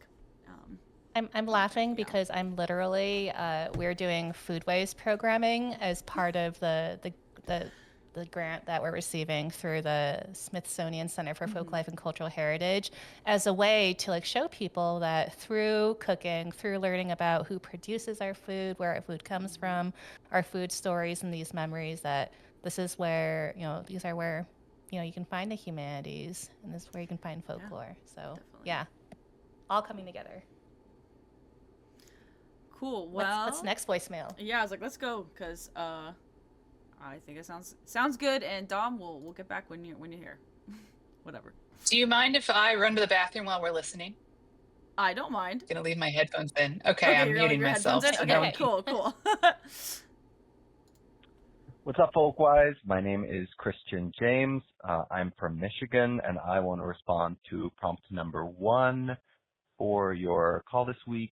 How have the arts or the humanities improved my life? So I would say that arts and humanities continue always to improve my life by saving me every day from grief, despair, from isolation, alienation, and meaninglessness, and powerlessness. I would say that throughout my childhood, the arts, but especially music and theater, were a kind of respite from the mundanities of ordinary life, which for me at times could be just unbearably painful. And for example, interpreting and later on composing tunes and songs and other musical texts gave me an avenue to express feelings that were otherwise impossible to articulate. But even more important than that were the opportunities that those activities afforded me to connect deeply with other people, and also created contexts that kind of transcended what was possible through normal social intercourse. So none of this would have been possible without public funding for the arts, whether that's through my school choir or grants-funded community theater or a scholarship for private lessons from the American Guild of Organists. Regardless of the source, I can say that without a doubt, time and again, publicly funded arts helped save my life as a young person. So thank you very much, Folkwise team, for all of your work, especially now in lifting up the people who have committed their lives to making artistic expression and humanistic inquiry accessible to everyone. Aww. Chrissy, you have a running mate now. I know. Quiz Aw. 2. I was gonna ask how many of us were theater kids. I'm really curious. I know I was. Not I Yeah. was in a Nah. pit. I was in a pit for theater. Okay, so theater music, whatever. Yeah. not until high school, honestly. I did. Carl was talking about this in the car or in the chat. I did sing opera in the car my whole life. That's the kind of Italian I was. Yeah. There's so much that happens in spaces that are like, especially when that so resonated with me in the sense of like, how much was I one of those kids who like needed the theater, needed the arts. I was also in Yeah. orchestra, like I was one of those people who also deeply benefited from those in my school, in public programming, as something that really, changed my life entirely. I don't think I would be who I am today if I weren't a theater kid. And that's why I asked that question, identifying as a Yeah. theater kid. So, that was the first thing I was like, yes, theater, yes, was the first thing I related to here. And I think it's important to recognize too, how having the arts and humanities in your life at a young age changes who you are and can save lives, as Christian says here.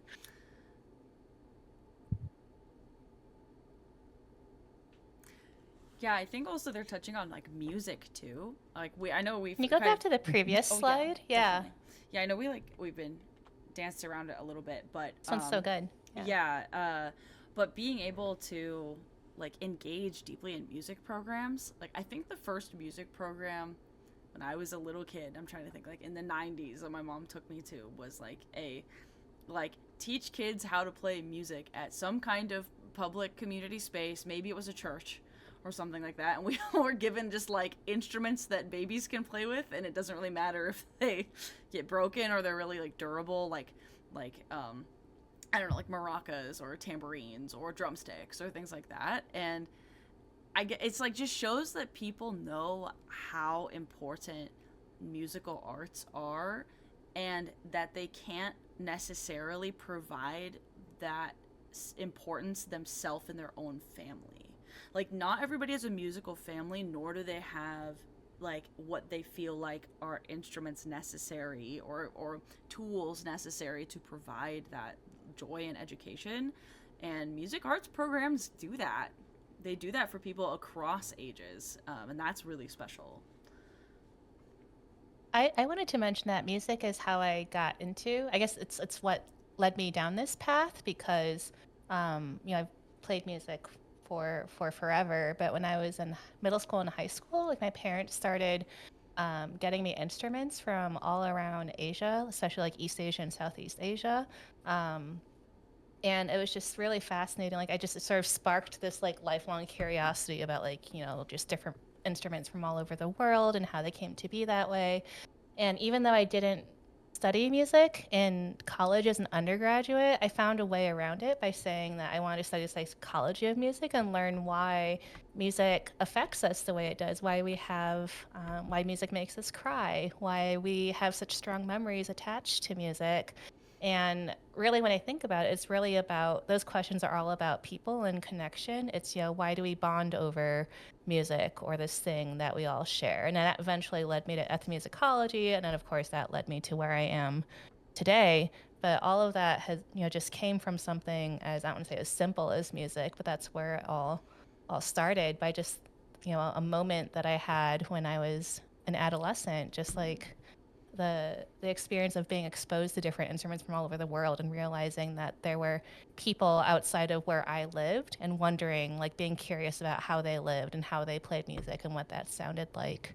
Yeah. So, and I just wanted to really say that I don't know if our caller is here at the moment still in chat, but I really appreciate what they said about just how the arts and humanities save them from grief and despair and meaninglessness and powerlessness. I really do think that even though we are, at a point where a lot of these things are being defunded, it's also through these very things that we also reclaim that power and, bring people together through protest music or signs that we create at marches or using the arts and humanities to demonstrate why they're so important. So, Yeah. Oh, there they are. Hello. Kathleen, I think when you said simple, maybe not simple, I think maybe like it's that music is so basic to reality. Like, it's such a part of our present experience. So, kind of like communication is just like one of those things that feels like it's just a given part of human existence, that it can be sometimes, at least just the ways that we do this in this small, like, community-centered local family, these little ways that we begin engaging with at first when we're learning what it is to be a human in the first place, like, that can be taken for granted, I think. And yeah, especially with some of the programs that provide those, like, first moments into a deeper relationship with musical arts across genres, experiences, places, communities, whatever. Like, that is at risk right now, and so they're really important for people for many different reasons. So yeah, Dom singing opera in the car also as a kid is like another kind of engagement with the folk process of an otherwise high or elite art, right? Over a formal performance of an art. Like, there's something there that, and did, like, were you listening to opera on the radio? No, I was listening to my dad's CDs because he was teaching me about being Italian. Oh, well, okay. And there of we course, go. like, right. the way to teach Yeah. the way to teach you how to be Italian is music and food. Yeah. Right. Yeah. Exactly. And gesturing, of course. And Of course. oh, Yes. oh, Of course. okay. Okay. Yeah, absolutely. I just want to share that part of my music origin story is that I picked the cello as my instrument when we had to pick instruments because you could sit and play it. And I was like, yep, that's for Nice. me. The one that I can sit down and play. That's so awesome. Yeah. That's very good. Yeah. Here is our next voicemail. Good afternoon. This is Brett Loney, from Toledo, Ohio. I work with the Toledo Alliance for the Performing Arts, which is our parent organization for Toledo Ballet, Toledo Symphony, and Toledo Jazz Orchestra. And every day I see the impact that the arts have on our patrons and our community. Music and dance are part of every culture on the planet, and it is in many ways the one thing that continues to bring us together as a community, a nation, and a world. It's also the time that, for many of us, that we put down our devices and just immerse ourselves in live art. And it's wonderful to be a part of that, and happy to share that with you today. That was awesome. Okay. Yeah, it's great. Dance mention. We haven't talked about dance at all, Dance but that's men- like such a, like, dance is such a part of like both participating in dance, but also just as seeing dance. I feel like anytime I go to, like, a fair or a festival or, like, a public event, I expect dancing to be there, just like I expect music to be there. I cannot tell you how important dance has been, like, to my life. Both, like, taking dance classes, like, going to only the coolest events, like watching dance performances, but also, like, weddings and festivals and concerts and everything. This is like mushy, but, like, I've said this before, like, my number one thing I want for, like, a child I raise is, like, you have to be able to dance, because, like, to me that's like, you need to be a complete person. You need to understand rhythm. You need to understand a variety of musics. Like the ability. I judge people on the ability to dance so hard, because at least, like, to me, like, dancing was such, like, an aspiration. I always wanted to. I was a Billy Elliot-esque kid, I guess, but I always wanted to dance. I always wanted to, like, watch music videos to learn the dance moves. I still do that. I still get up sometimes, like, before breakfast, before a shower, and put on, like, a dance tutorial on YouTube and, like, learn a new dance, or, like, a TikTok and learn a dance. Like, the ability to dance is the most important thing to me. Whenever I throw out my back, I'm always like, oh God, I can't dance now. Not bend over, not lift things, it's dance. Like, the ability to dance is what I think makes me feel the most human. I love that because I am not a dancer, but I can appreciate that you love dance. And that's the most important thing because dance is, I see how important dance is to so many of my friends, like the swing dance group in Bloomington, like all the people who went out to the barn. Like, do you remember when Maria used to Maria Trogolo at Mike's Dance Barn. Yeah, right? That was such a thing. So it's just, dance brings people together. It's been so important throughout, I mean, throughout history is such a horrible phrase, but it's true. Since time immemorial. Yeah. Yeah. As my undergrad paper would start out. Yeah.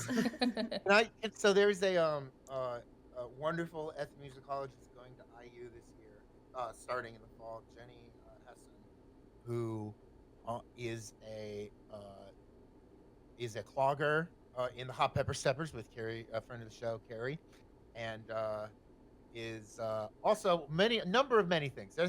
Ethnomusicologist, a slackliner, a rock climber, lots of things. But she asked me like, what would I enjoy doing in Indiana? And I'm like, oh, Jenny, you're gonna be a Mike's Dance Barn person. I know you are gonna be a Mike's Dance Barn person. So I just had to shout her out. And if anyone's in, at least one of you is in Bloomington, invite Jenny out to dance when she gets there. See, I'm a person who I did take ballet when I was little. I was like 5. There's a yeah, it's one of my favorite pictures of me is like wearing my skunk costume for one of those glitzy like leotards, and then we had like little gloves that were lace but also fur, and I just remember this glove so vividly.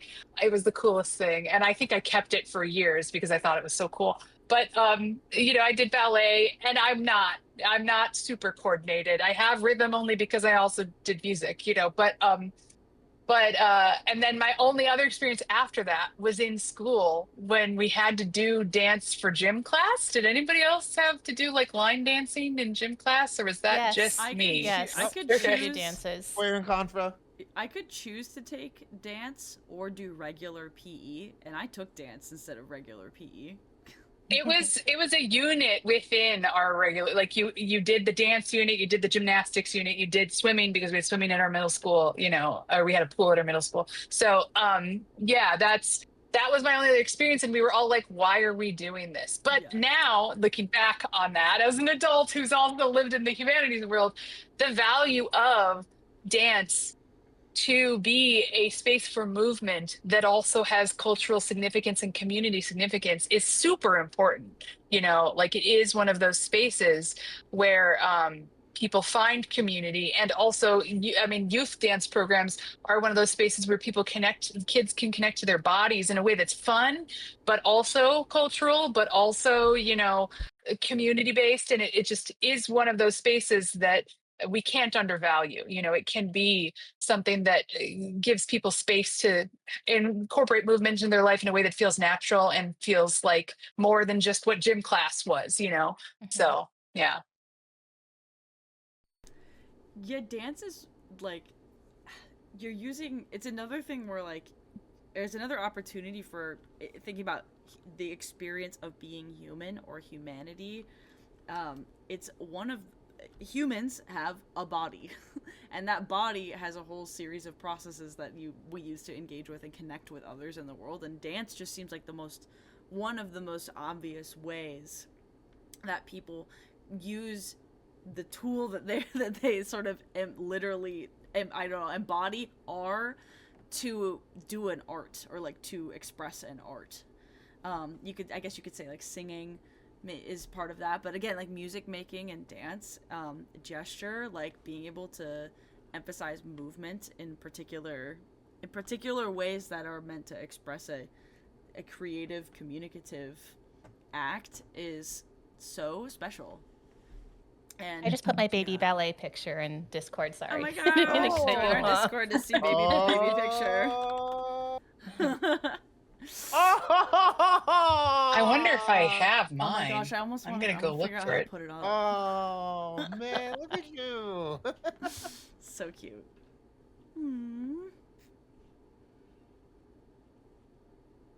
I'm legit gonna go look for mine. It's possible, like my sister or my mom posted it on Facebook, and I'm going to see if I can find it. Yeah, everyone posts their little baby dance pictures or adult dance pictures. I know we don't have the transcript up, but I feel like we did take this in a dance direction just because of the dance mention. I feel like maybe I should play it again for us so that we can see. I mean, you it's can part play of it again, but definitely, we first time someone mentioned dance tonight, which I true. appreciate. Yeah. I might play it again. Is that cool with everyone? Yeah, 40 seconds. Yeah, go for It's it. only 40 seconds. Good afternoon. This is Brett Loney, from Toledo, Ohio. I work with the Toledo Alliance for the Performing Arts, which is our parent organization for Toledo Ballet, Toledo Symphony, and Toledo Jazz Orchestra. And every day I see the impact that the arts have on our patrons and our community. Music and dance are part of every culture on the planet, and it is in many ways the one thing that continues to bring us together as a community, a nation, and a world. It's also the time that, for many of us, that we put down our devices and just immerse ourselves in live art. And it's wonderful to be a part of that, and happy to share that with you today. Okay, Do you all there was something else do the share zone? Do you follow the share zone like on Instagram? Like the meme account with all the skeletons? You know what I'm talking about? Okay, I'm pitching a share zone meme where it's like a liquid metal skeleton that says, "Go see the symphony and turn off your phone." Smaller text. This ain't no second screen experience, which I appreciate. that like all these media companies are like, we want to make something that can be a second screen experience, which is like, we want to make slop you can listen to while you're on your phone, but not jazz, not ballet, not the symphony. Ain't no second screen experience here. Yeah. To turn your phone off and be present. Yeah, exactly. Like, you can't dance with your phone in your hand. I mean, not very well. I mean, I'm sure people can, but I mean, but yeah, I think that's one of the things, like, in terms of actually connecting in a way that engages our whole self, our whole body, our whole being. Dance and music are some of the like most basic fundamental ways that we learn how to do that, even as little kids. Little kids, we get cooking later in life. Like, kids know how to eat and they can learn stories about the food, but cooking is an acquired skill. And I mean, so are these dancing and such too. But little kids can dance. Little kids can sing. It's one of the first things that you know how to use what you have, what you were born with, to express and to be creative, which is so special. Yeah, or you could be a kid like me who our dancing was running around in circles, Yes. like literally in our living room. Just valid. To music. We would put music on to and music. like skip around in a circle. Oh, yeah. Yep. Mm-hmm. Yep. Yep. It was the best. Beautiful. All right, I'm gonna refresh this the PowerPoint slide really quick, just so I can make sure I'm in order. I just want to also shout out to jazz orchestras.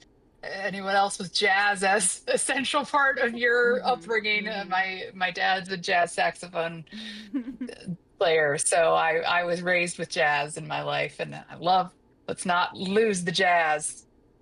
Refresh it one more time, dude. Yeah, I was gonna say, I think we need to wait one more time. Yeah. Okay. Yeah. Do this one because I believe, is he still in chat? I think it's possible. We might have just missed him. Okay. Here we go. All right, up next. Wisey Award winner. Wisey Award winner. Maddie Howard. Does this one have multiple transcriptions, or is this just the one? It's 2 pages. It's 2 pages. Yeah, it was a little long. Okay. Hey there, this is Maddie Howard, otherwise known as Crimchmonger, otherwise known as Suburban Chicks for a brief time. Maddie, Mad Dog, Howard. I've got a lot of aliases at this point. Anyway, it's all right. It's okay now. Sorry I've been leaving you guys hanging. All my money keeps disappearing, so I keep working to replace it, and it keeps happening. Regardless, I'm coming from the beautiful state of Oregon, as always, and I am asking prompt number two. A question about folklore I'd like a folklorist to answer. So I'm going to put a bit of an art spin on this because I found a lot of artistic inspiration from folkloristics itself. I want to know what art mediums various folklorists participate in themselves. Do we have people who are quilters? Do we have people who do performance? I know a couple who do already, but I want people to chime in that maybe, have a little hobby to keep to the side that isn't always wrapped up in academia. It feels like sometimes it feels antithetical to study an art form rather than have it be an organic process. But I'm wondering if our folklorist peers and colleagues have something they take home with them every day, something to ease things up a little bit. Anyway, that's all from me, I suppose, but I'm hoping to tune in as much as I can. Like I mentioned, I'm in a capitalistic chokehold, but I should be able to at least listen, if not be super present in the chat. Hope to grace y'all ear holes with my voice words. Right. Anyway. Ew. See ya. My ear holes are so graced, Gooey Demon. Voice words is the one I Oh my god. Grace your ear holes with your voice words. Maddie, that was so great. Matter Wow. of the Yeah, year, Maddie love Howard. that. Yeah, oh my gosh. Yeah, excellent contribution there. Who wants to start? I think I think Chrissy was should gonna start say, I because feel I'm like very Chris- impressed I'll by the art Lino Chrissy cut, Lino makes. cut, Lino cut, Lino cut, Lino cut, Well, Lino cut, yeah, Lino cut. okay. I'm literally looking around for things to show. Okay, so here's one that's actually inspired by Folkwise that is sitting out because I recently found it and realized I never sent it to Daisy. So What? this is my thylacine. Oh, I gotta turn off my blur. Hang on. No, yeah. Hold it right up to your face and lean back. Your face hole. Did that a work? little closer. Yep. You're good. Yeah, that's it. That's it. Tyler, Yeah, there's my. It's so good. Yeah. Aw. I would never sent it. So Daisy, expect this in the mail eventually. hell but yeah. so that's. I used to make lino cuts about Folkwise while I watched Folkwise. So I'm a lino cut artist and have done precious. a bunch of lino. And the other one that I don't think I can take off my wall because I use the sticky things to put it on the wall. There's a raccoon right above my desk that says "Make Mischief" on it. It's my dad's favorite of my lino cuts. But I also just started yes, okay, Ostension the horse. Ostension the Shine horse. A horse named Ostension, 2021. Yep. 2 of 25. Yeah. So horse named Ostension, which a few people have, and then half the art on my wall behind me that is blurred out is my lino cuts or art from other people. But I also literally last week took my first class in woodcut. So I'm learning wood cutting, and here is my work in progress that was sitting next to me. I'm doing a little. My dad also plays accordion, so I'm doing an accordion. Oh, that's excellent. Very cool. Yeah. So anyway, woodcut also very. I actually I'm totally won over. I like woodcut more because there's texture. There's texture to the carving that just feels.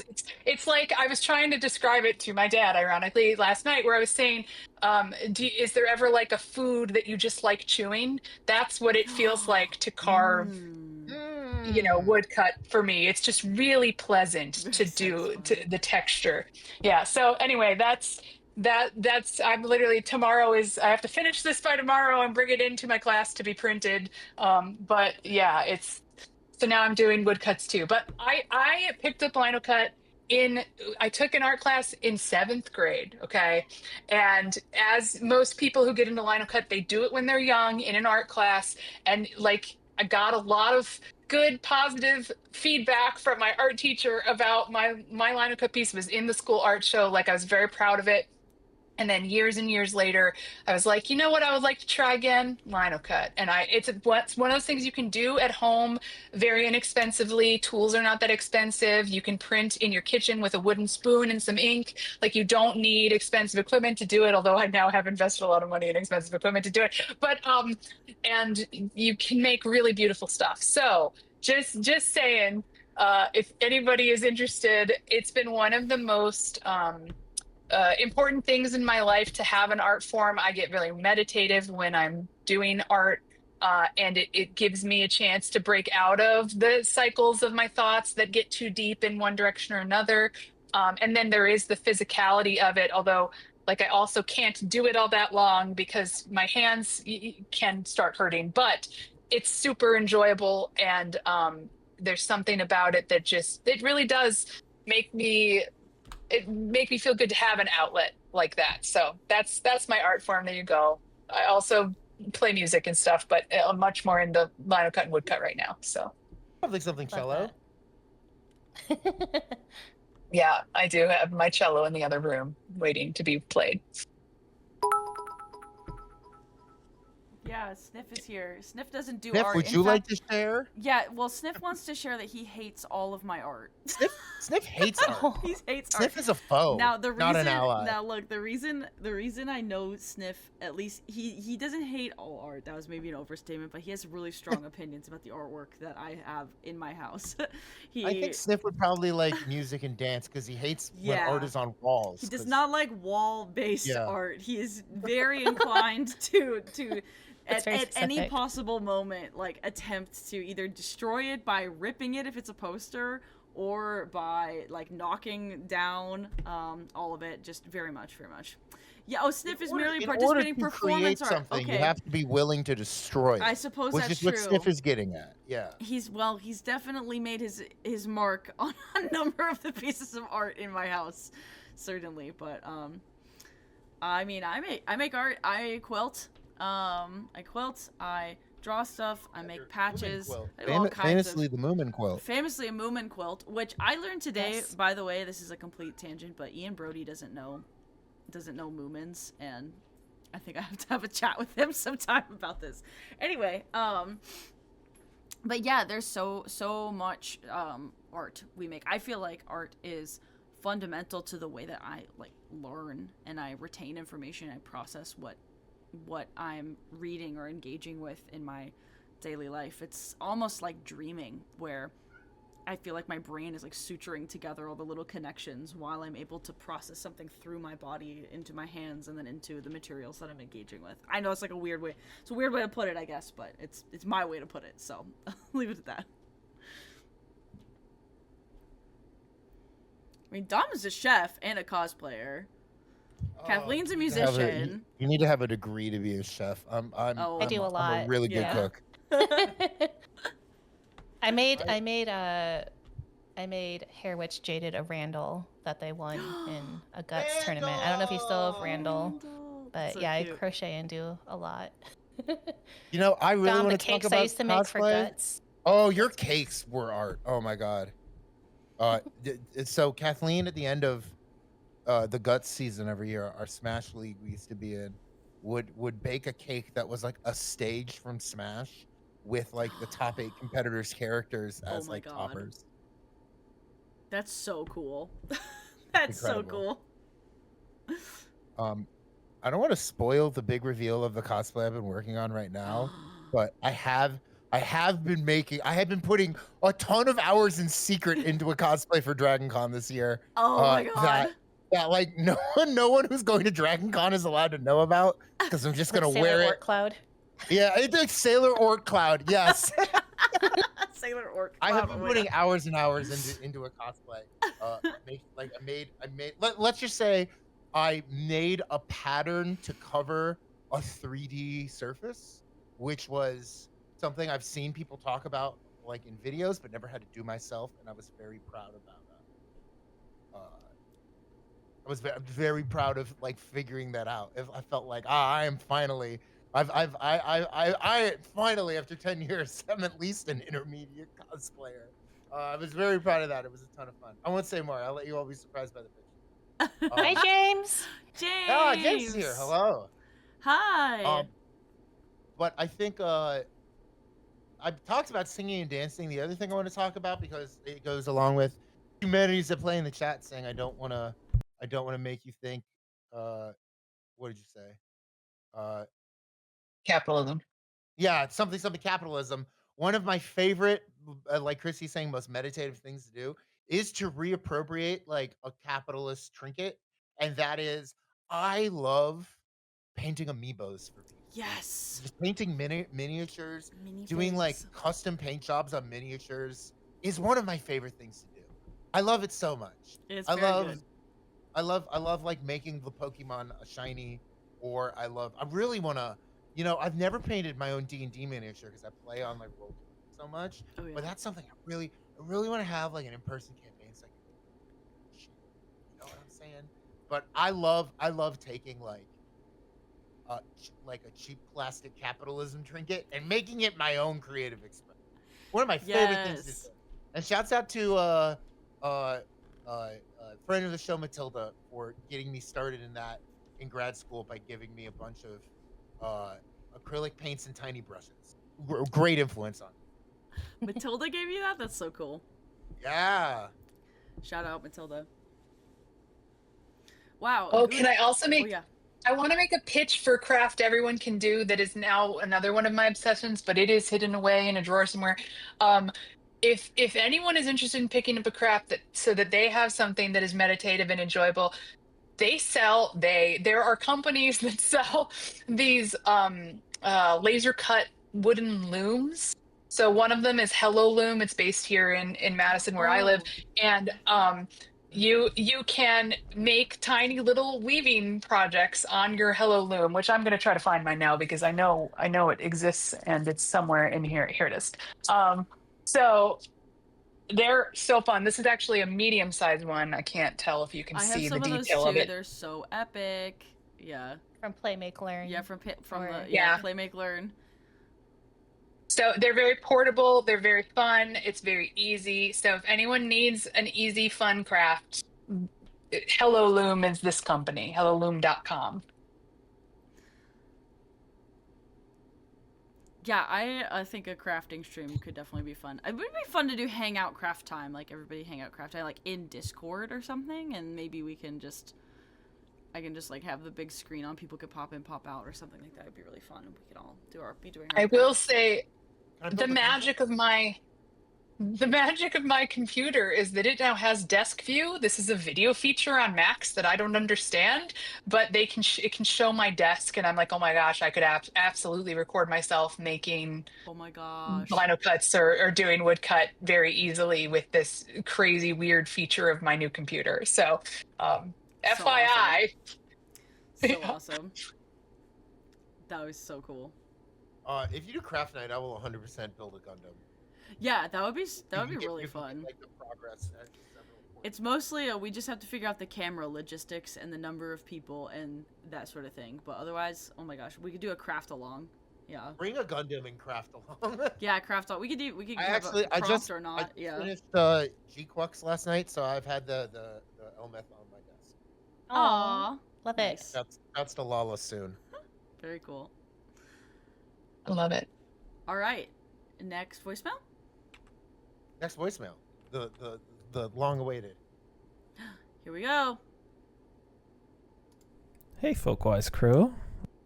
Hey, James. It's James. How's it going? That's not my question for a folklorist, but you can answer that's if his you question. want. It's going well. It's going well.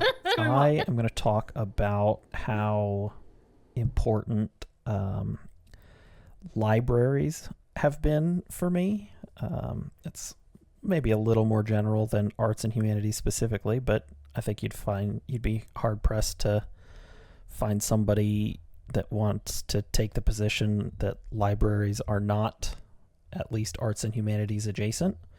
So libraries are like, and specifically the Westerville Public Library, the library near me when I was growing up, I went to all the time. It was awesome. I knew, I had all the go-to sections I would go to, right? I knew where the interesting nonfiction stuff I liked was. We had the sci-fi and fantasy stuff in its own section. That's always been my jam. But, computer access, all kinds of stuff, right? When I was a kid, right, I knew my phone number, I knew a couple of my friends' phone numbers, and I knew my library card number. I think I don't even predict how different my life would be if I didn't have easy and good access to a good library. So I guess in that vein, my question, assuming you all are also library people. I mean, you are more or less, right? What parts of the library were your go-tos, right? Were you a movies and CDs person? Were you using library computers, stuff like that? Where were you guys going? Anyways, love you very much. Love the show, and enjoy your night. Peace. Oh, so much love, James. That was so sweet. My answer, I already know it. It's Eyewitness News Report DVDs that we would rent. Eyewitness News Report. Wait. I haven't heard of this genre. So It's what not are a genre. What are It's like a Okay. series. It's like a Eyewitness. What was it called? Eyewitness News Report. It was it's not news. It's just called Eyewitness, right? Maybe it's just called Eyewitness. That's what in my head there was like. Wait. It's like look, there's a gecko involved that's not the Geico gecko, and that did confuse me as a kid also. But like basically we would always rent like educational DVDs and like stuff about dinosaurs, and I totally remember. The singing totally brought it back for me. We had one on cats. Kids science. Yeah. Yes, I was so into that. Okay, That's what we would rent. Yeah. This is great because that was a memory deep in my psyche that I have not remembered. Afforded to us by the library. Chrissy, I will say the last time I thought of Eyewitness, it was when we were starting Folkwise and Daisy saying, I wanted to have the aesthetic of those videos in the library. That and half of the people just staring at Daisy like, what the hell? We would later call that sounds whack. Yeah, I received a name later. May have some clues there. So good. Wow, I love it. It's really good. James, I do I'm remember so glad you left this voicemail. Go ahead, Chrissy. I was just gonna say we specifically had one on cats. I don't know if we owned it, but we definitely watched it more than once. And so it was like house cats and then big cats, and it was like cats against white background. This is what I'm remembering from this. Yep. Yes. And we're back to museums because the thing about Eyewitness was it was like a TV program that simulated you walking through a museum, but everything was videos. It did, yes. That was like the premise. Kathleen, what were you saying? Yeah, sorry, I was typing a thing in chat, and I'll get back to that in just a moment. But just going back to libraries, which earlier conversations about, safe, free spaces, as we see in chat, the library's life. It's sometimes the only place that people go to for shelter. And I was about to type that, the Clark County Public Library in Las Vegas, they give foods to senior patrons and houseless people in a community. So it's just like a lifeline for anyone who wants to learn a skill or listen to music or just maybe needs a place to chill. And then I mentioned that libraries are just sort of, James, you asked, are we even connected to it through the arts and humanities? And I think 100% when you think about just, libraries are houses of ideas, but also events and things. And I love working with libraries across Nevada. There are just so many, and they're all so different and so special to the people who live there. Some of my favorite memories when I still lived in Nevada was going to tiny rural libraries, especially because I think sometimes people have these misconceptions about people who live in rural areas. But when you see how special these places are and how they're just homes for gathering and community, and the smallest library in Nevada is probably the one in Tuscarora, where 11 people live on a good day, and it's the back wall of the post office. But I love that place. I love libraries 100%. And I'll also just toss in too. So I mentioned at the beginning of this stream that I helped to direct the Nevada Center for the Book, which is the affiliate for the Library of Congress Center for the Book, which not a lot of people are aware of, but every state and jurisdiction/territory has a Center for the Book that does good work. And every year, I have the pleasure of selecting 2 authors to go to the National Book Festival in Washington, D.C. And if we want to tie this back to sort of the defunding situation. This is the first year that I won't be able to go to the National Book Festival and hang out at the Nevada booth and represent our state because that funding was taken away. We didn't get money from different sources this year. So I'm just like supremely sad that I'm not going. But I am glad that we're still going to have a junior league volunteer who will staff the table and those of other centers who aren't able to attend.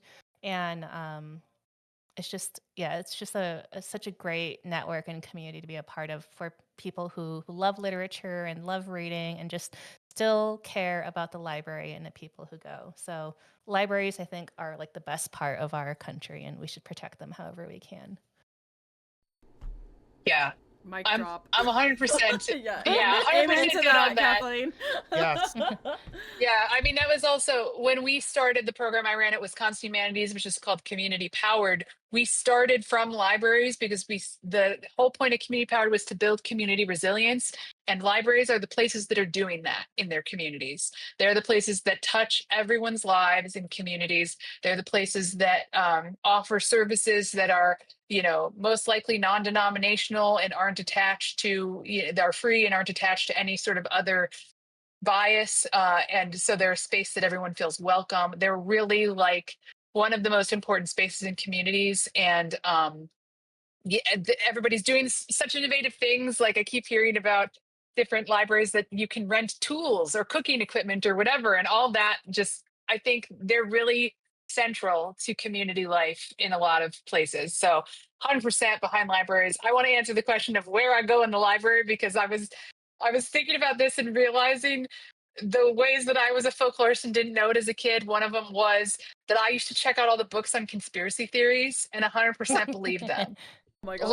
And I didn't realize, it did not make sense. I didn't connect what they were when I was young, but I was reading about Bigfoot and reading about the Bermuda Triangle and had no idea what I was like, this is fascinating. And then of course, as an adult, I'm like, wow, who was I? I was reading all the conspiracy theory books and it's hilarious to me now. People tell lies on the internet, exactly. That meme? Yes. That's Kristen. Yes. Yeah, I was really naive and a child. But yeah, there was a section. There was a specific shelf that was for this series of books. I don't know how many there were, and I would just always go there and check out if there was one that was new and interesting. And I don't know how long I did this, but it's one of those things. I'm like, man, can I find that book on the Bermuda Triangle? I'd be interested to look at it now as a folklorist, But it's hilarious to me that these are the memories coming out. I know where it was in my elementary school library. I know exactly where the shelf was. So, yeah. Oh my God, that makes so much sense. Okay, can I name my areas of the library as a kid? Oh yeah. Yes. Yeah. Okay, I wasn't a CD person till college, and I ripped a lot of CDs, a lot of classical music and old hip hop, but R&B. You know what I mean? But areas of the library I frequented. One, they weren't DVDs in my day; they were the VHSs. But I loved samurai. I watched every Zatoichi Yojimbo, all of those long-running samurai series. Oh my God. Samurai. I was Samurai and Zorro. I loved anybody with a sword. Yes. So I watched every sword movie in the library. I watched a bunch of old black and white. I can remember 7 Samurai, but that counts. 12 Angry Men, Citizen Kane, all the black and white movies. I was just like, man, the library's just giving them away for free. Also, Monty Python. That is where my Monty Python legit started. But books that I read at the library, or fundamental books at the library. One, if people know what I'm talking about, the giant newsprint omnibuses of 60s Marvel comics. Does anyone know do you know what I mean? Okay. No. You know who does exactly know what I mean? James Dalton Bell. Yeah, Who probably. So all of the Stan Lee and Jack Kirby, Stan Lee and Steve Ditko, 60s classic runs of the X-Men and the Fantastic Four and Spider-Man. got released in these big, like, phone books that were done in newsprint in black and white. And I read like all of the Fantastic Four. I'm really excited to see the Fantastic Four because I realized like the Galactus is that character is from newsprint to me. You know what I mean? Because I read those big phone books. Yeah, James knows what I mean. Okay, so the newsprint omnibuses, the phone books of 60s Marvel comics, very important. Sci-fi and fantasy, but specifically Redwall and the Star Wars EU. Every time they got a new book in, I was there. My dad there to get Dean Koontz, me to get Brian Jakes. You know what I mean? Or Timothy Zahn. But the Star Wars EU and especially Redwall. Redwall consumed my life as a kid. I was making maps of my friend's backyard and being like, this is Mossflower, this is Mossflower Wood, this is Redwall Abbey, this is the coast where the pirate otters live. Like that was the creek. I was Redwall had me in a chokehold. The other thing that was huge for me, I used to read all of these books that were like it was like some series for kids. It was like a YA kind of series of books. It wasn't YA. It was like for young readers, but it was like nonfiction, and it was just like the history of American sports teams. And I sometimes think about that, how like people are always like, why does Dom know so much about like sports, even though like I was a little like jazz tap opera boy. It's because like I used to read so much about sports history at the library. I used to get like the history of the San Diego Chargers, LA Chargers now, but like San Diego Chargers at the time. And I would come through with like all of these facts about like what is his name? Doug Fouts. You know, I would know. I would come back. I would like be talking to my dad randomly and be like, "Hey, Dad, do you know what the West Coast offense is?" And he'd be like, "The what?" I'm like, "The West Coast offense, where you replace short yardage run games with vertical passing, as made popular by Bill Walsh and the 1980 San Francisco 49ers." And he'd be like, "Yeah, keep reading." Like he didn't care what I read. He didn't care that I was just like repeating sports stats I read out of books, but he just loved that I was reading. So I know like a shit ton about football because of the library. And I know like Wow. That explains yeah, so much. that's my origin story, That explains Daisy. so much. I was like, how do you know all of this? You don't, you didn't play, like, yeah, oh my gosh, wow. Redwall think I folks ended up cited putting all Redwall I put folks all cited. my library stuff in the chat, so I'm sorry I didn't say it out loud for James. Oh, okay, we're That's talking. okay. Okay, Salamandastron. Salamandastron, good one. I love the Badgers. They're my favorite of the animal races of Redwall. So Salamandastron, Mossflower, Outcast of Redwall, Lord Brocktree, all of like the Badger heavy ones, also my favorites. But I think Mossflower is my favorite because, as I told Caitlin and Chrissy, I'm sorry, Caitlin and Carrie, Kaliba, when I thought I was going to Worldcon in DC, which was a month after I moved to Florida, so I couldn't go. I told them, and I quote, and I think Carrie brings this up to me every now and then. I am, quote, I am not a furry, but I would make a fursuit if I could cosplay Lord Boar from Let's do it. That would be Let's so do it. cool. I That would be make a full so Badger cool. suit with a giant with armor and a giant sword, and I would drive the cats out of the mountain. That would be so cool. Love Redwall. We could do Redwall.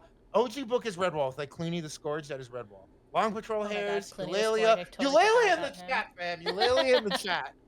Love Basil Stag Hair.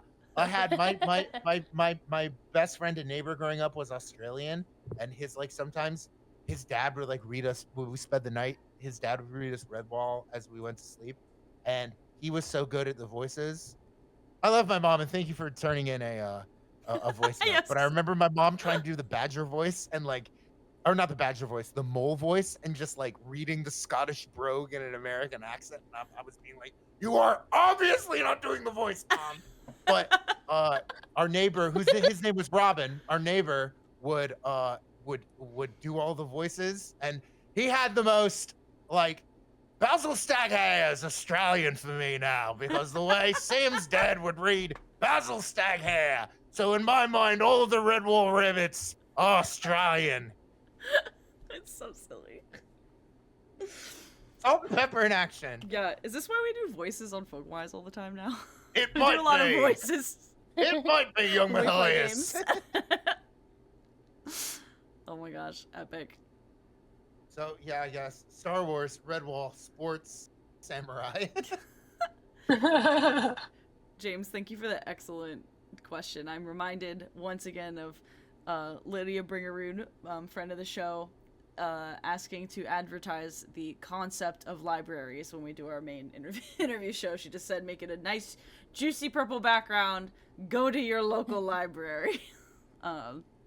It's a great and important point. That's where lots of folklorists end up and lots of community and culture happen. So The concept of library. the concept of library, once again. Shall we do the next one? How many more do we have? Just to check in. This might be our last one. think It's, it's our last it's one, the that's what I last thought. late breaking Perfect. voicemail. This one came in at 7:23. Oh my gosh. Okay, cool. It's right before we started. And I will say this is pretty special because this is someone we all have heard of tonight. Hi, my name is Dean Davis. I'm actually calling from Toledo, Ohio, and I'd like to kind of leave a conversation for the folklorists to kind of discuss public art and that in the wheelhouse that I'm actually involved in dearly. I kind of stated before, I'm from Toledo, Ohio. The region, the Black Swamp region, actually is my home. I live on the last parcel of property that the Black Swamp family lived at in the northwest by the Maumee River, the Desher Estate. So the history here is rich in its soil, and I get to view it and experience it every day. So I'm very blessed with the history of this area to continue it in its kind of like natural state still. But art is something that that has been driven in my life for decades. I'm 47 years old, and I discovered art at a very young age.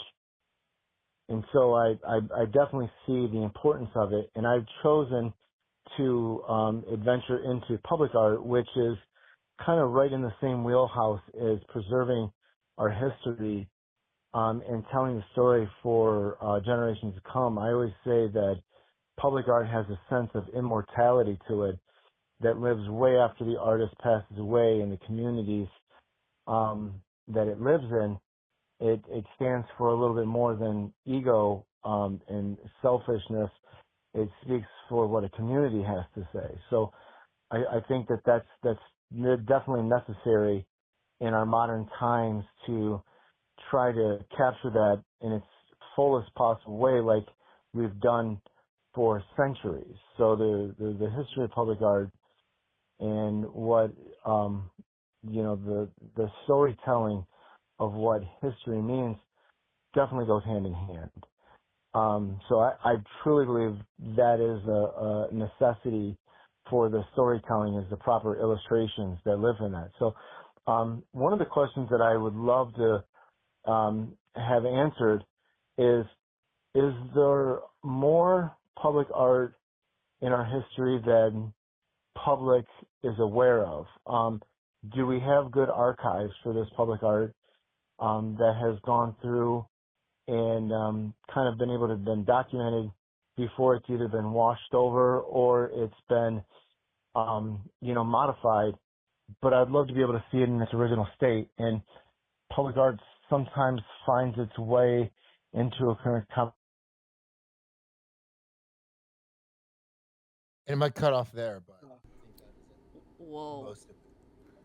That was pretty epic. I could have listened to, I think it maybe cut off there. I could have listened to that for a lot longer. Dang. Yeah, Oh Dean my gosh, Davis, the Dean. aforementioned guy that paints the murals on the grain silos. That's so Yeah, cool. wow. Oh my gosh. What a great question, too. Great question. Yeah. I mean, I'm blown away by so many things. I put in the chat immortality because yes, this is, I love this idea Honestly, of the Christy fact. posting like a supervillain in chat, just going immortality. Yes, in all Immortality, caps. yes, in all caps, yeah. Oh, I love that idea though, because it is, I talk about this all the time in terms of the program I ran at Wisconsin Humanities, that what we are trying to do when we create programming, or my program specifically helps communities build capacity so they could connect to one another. We're trying to create relationships that outlast the event that happens. And that happens, that's what he's talking about. He's talking about the immortality of those pieces of art, not because they stay there forever, but because of what they create as a legacy that makes, could make you feel more connected to the place you live, could make you feel more connected to the people around you or the history of the place you live. I think he's also asking about the literal immortality of documenting and maintaining and preserving that public art. And that's the question. That's the question, is do those efforts exist? And I think they're starting to exist more. Like, I think it's growing now. Because of how easy it is to digitally capture so many things and put them, into archives. Like, I think about what happened after the protests in 2020 here in Madison. There were a lot of murals painted all along State Street. And there was a real effort by the Historical Society to document and even collect the pieces of plywood that had been, a lot of the the State Street stores had been boarded up and people had done art on them. And so they literally collected those boards, and when they got taken off the windows, they went to the Historical Society. And then of course there's a lot of documentation in terms of photography. And so I do think there's just so much that is happening, and I think happening more now. I also think as folklorists, we don't care as much about preserving every original piece of art. We're much more interested about the way it functions within a community and how it changes because the community needs it to change. So I do think that's interesting too when thinking about this question, is like, what are your priorities in documenting it, and what are you looking at in terms of understanding it? So those are my thoughts just off the top of my head about all these things. But fascinating question. Very cool that he called in. Very happy to have the follow-up to that earlier, the throwback to that earlier conversation. Aw. Those are such good thoughts, Chrissy. Yeah. The other thing I want to plus one to for Chrissy is, and you also have to fund the archive to make sure the archive. Yes. Oh, 100%. Yes. Because even if like, oh, it's so easy to like make digital records of all of this, the archive needs like money for the server too. Right. Money for the server, money to update the form that it's been as software changes, as protocol changes, like the amount, the capacity that a digitized project, just that on its own has to endure, let alone all of the projects that have yet to be digitized because it just is so laborious. Mm-hmm. Sometimes I think yeah, but think too. Sorry, go ahead, Kathleen. Well, just really quickly, so not just what Daisy also said, but also I think there could be someone who's doing just like the best preservation work, in the world, but if we don't know about it, like, I think there's so many good organizations and projects and archives out there that do good, important community work, but because either it's like intensely local or they just don't have resources to get, like the word out there, like they just go unheard of, and it's so sad. And I think that anytime we can shout out, people doing good work, I think we should make that effort. So I'm glad that we're doing a lot of that on stream tonight, because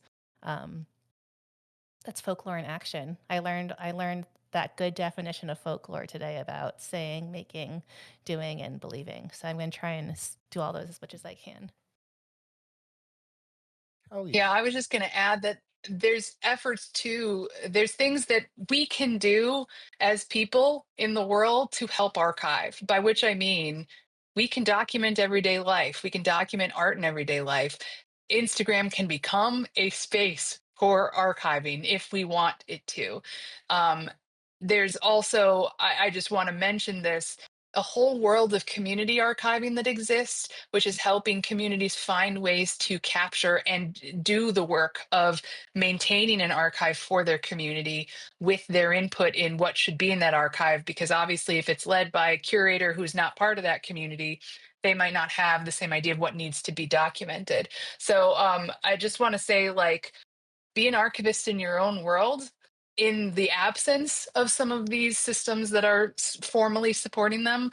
And, you know, it may be that one day, years down the road, we're finding your photos of public art going, wow, I'm so glad these exist, you know, because they wouldn't have otherwise. So don't forget that you can also play a role in documenting the culture around you. And if you don't do it, no one else might be able to. So Yeah. don't forget the opportunity that exists. Shouts out to a man who I knew in Maryland who passed a couple years ago, I think. But James Lane, who I know some of you might have seen him at AFS in Baltimore for the American Folklore Societies, or like the Maryland Traditions, like community scholars like roundtable. That was like the main Friday night thing one time. It was a bunch of like, but it was a bunch of people who just started, who like got brought into Maryland Traditions because they were just just making very good records of like the traditions in their hometowns. You know what I mean? And there was like Baltimore, of course, and there was the DC suburbs, and I think somebody from Frostburg out in the Appalachians. Um, but James Lane was a special guy. He was a gentleman in a wheelchair, or you used a wheelchair, and he was from Crisfield, Maryland, where the Ward brothers of the Duck Museum lived. And he was such an asset to the museum because he was just like a local who had all of the best old photos of decoys and like knew all of the carvers. You know what I mean? It like that museum it could not have existed. It's funny that museum doesn't exist in Keys Past. I don't know if those are related really, but like he made the life of that museum so much easier just being the guy in the hometown who had the pictures and had and knew who to call. You know what I mean? Like, so that's to go with like Chrissy saying like if you choose like to do it, you can archive like the art of your everyday life.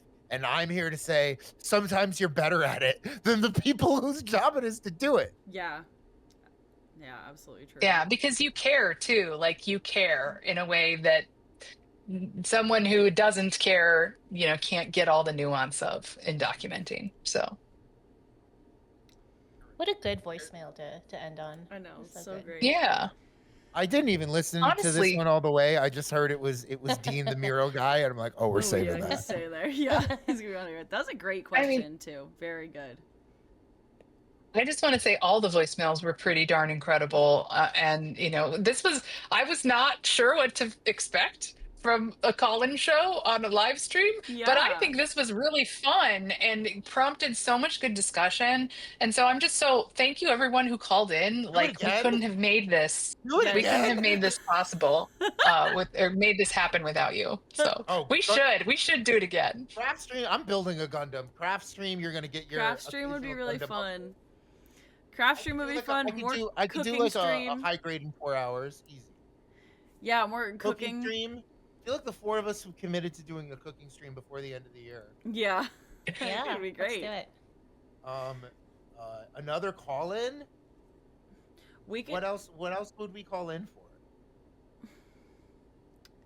Folks, we send can us do your it for ideas. anything. I mean, we can do it for a lot of things. Yeah, send us your call-in ideas. We've proven that a call in will work, and we still have this number.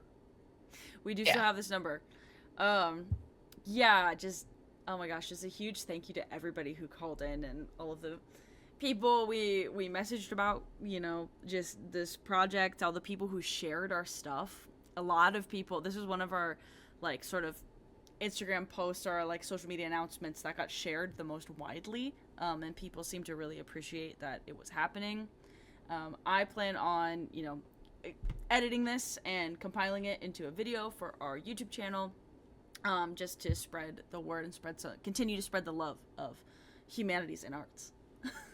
Please do, because I think that sometimes it's so easy on social media, just be like, tweet or reshare or like, but to follow up on it is so important. Yeah. So I do hope that the same people anyone who engaged with it in an email or social media will take the time to listen to this afterwards. I really love this stream. It was so great to talk about this with people who really care about folklore and arts and the humanities in our communities.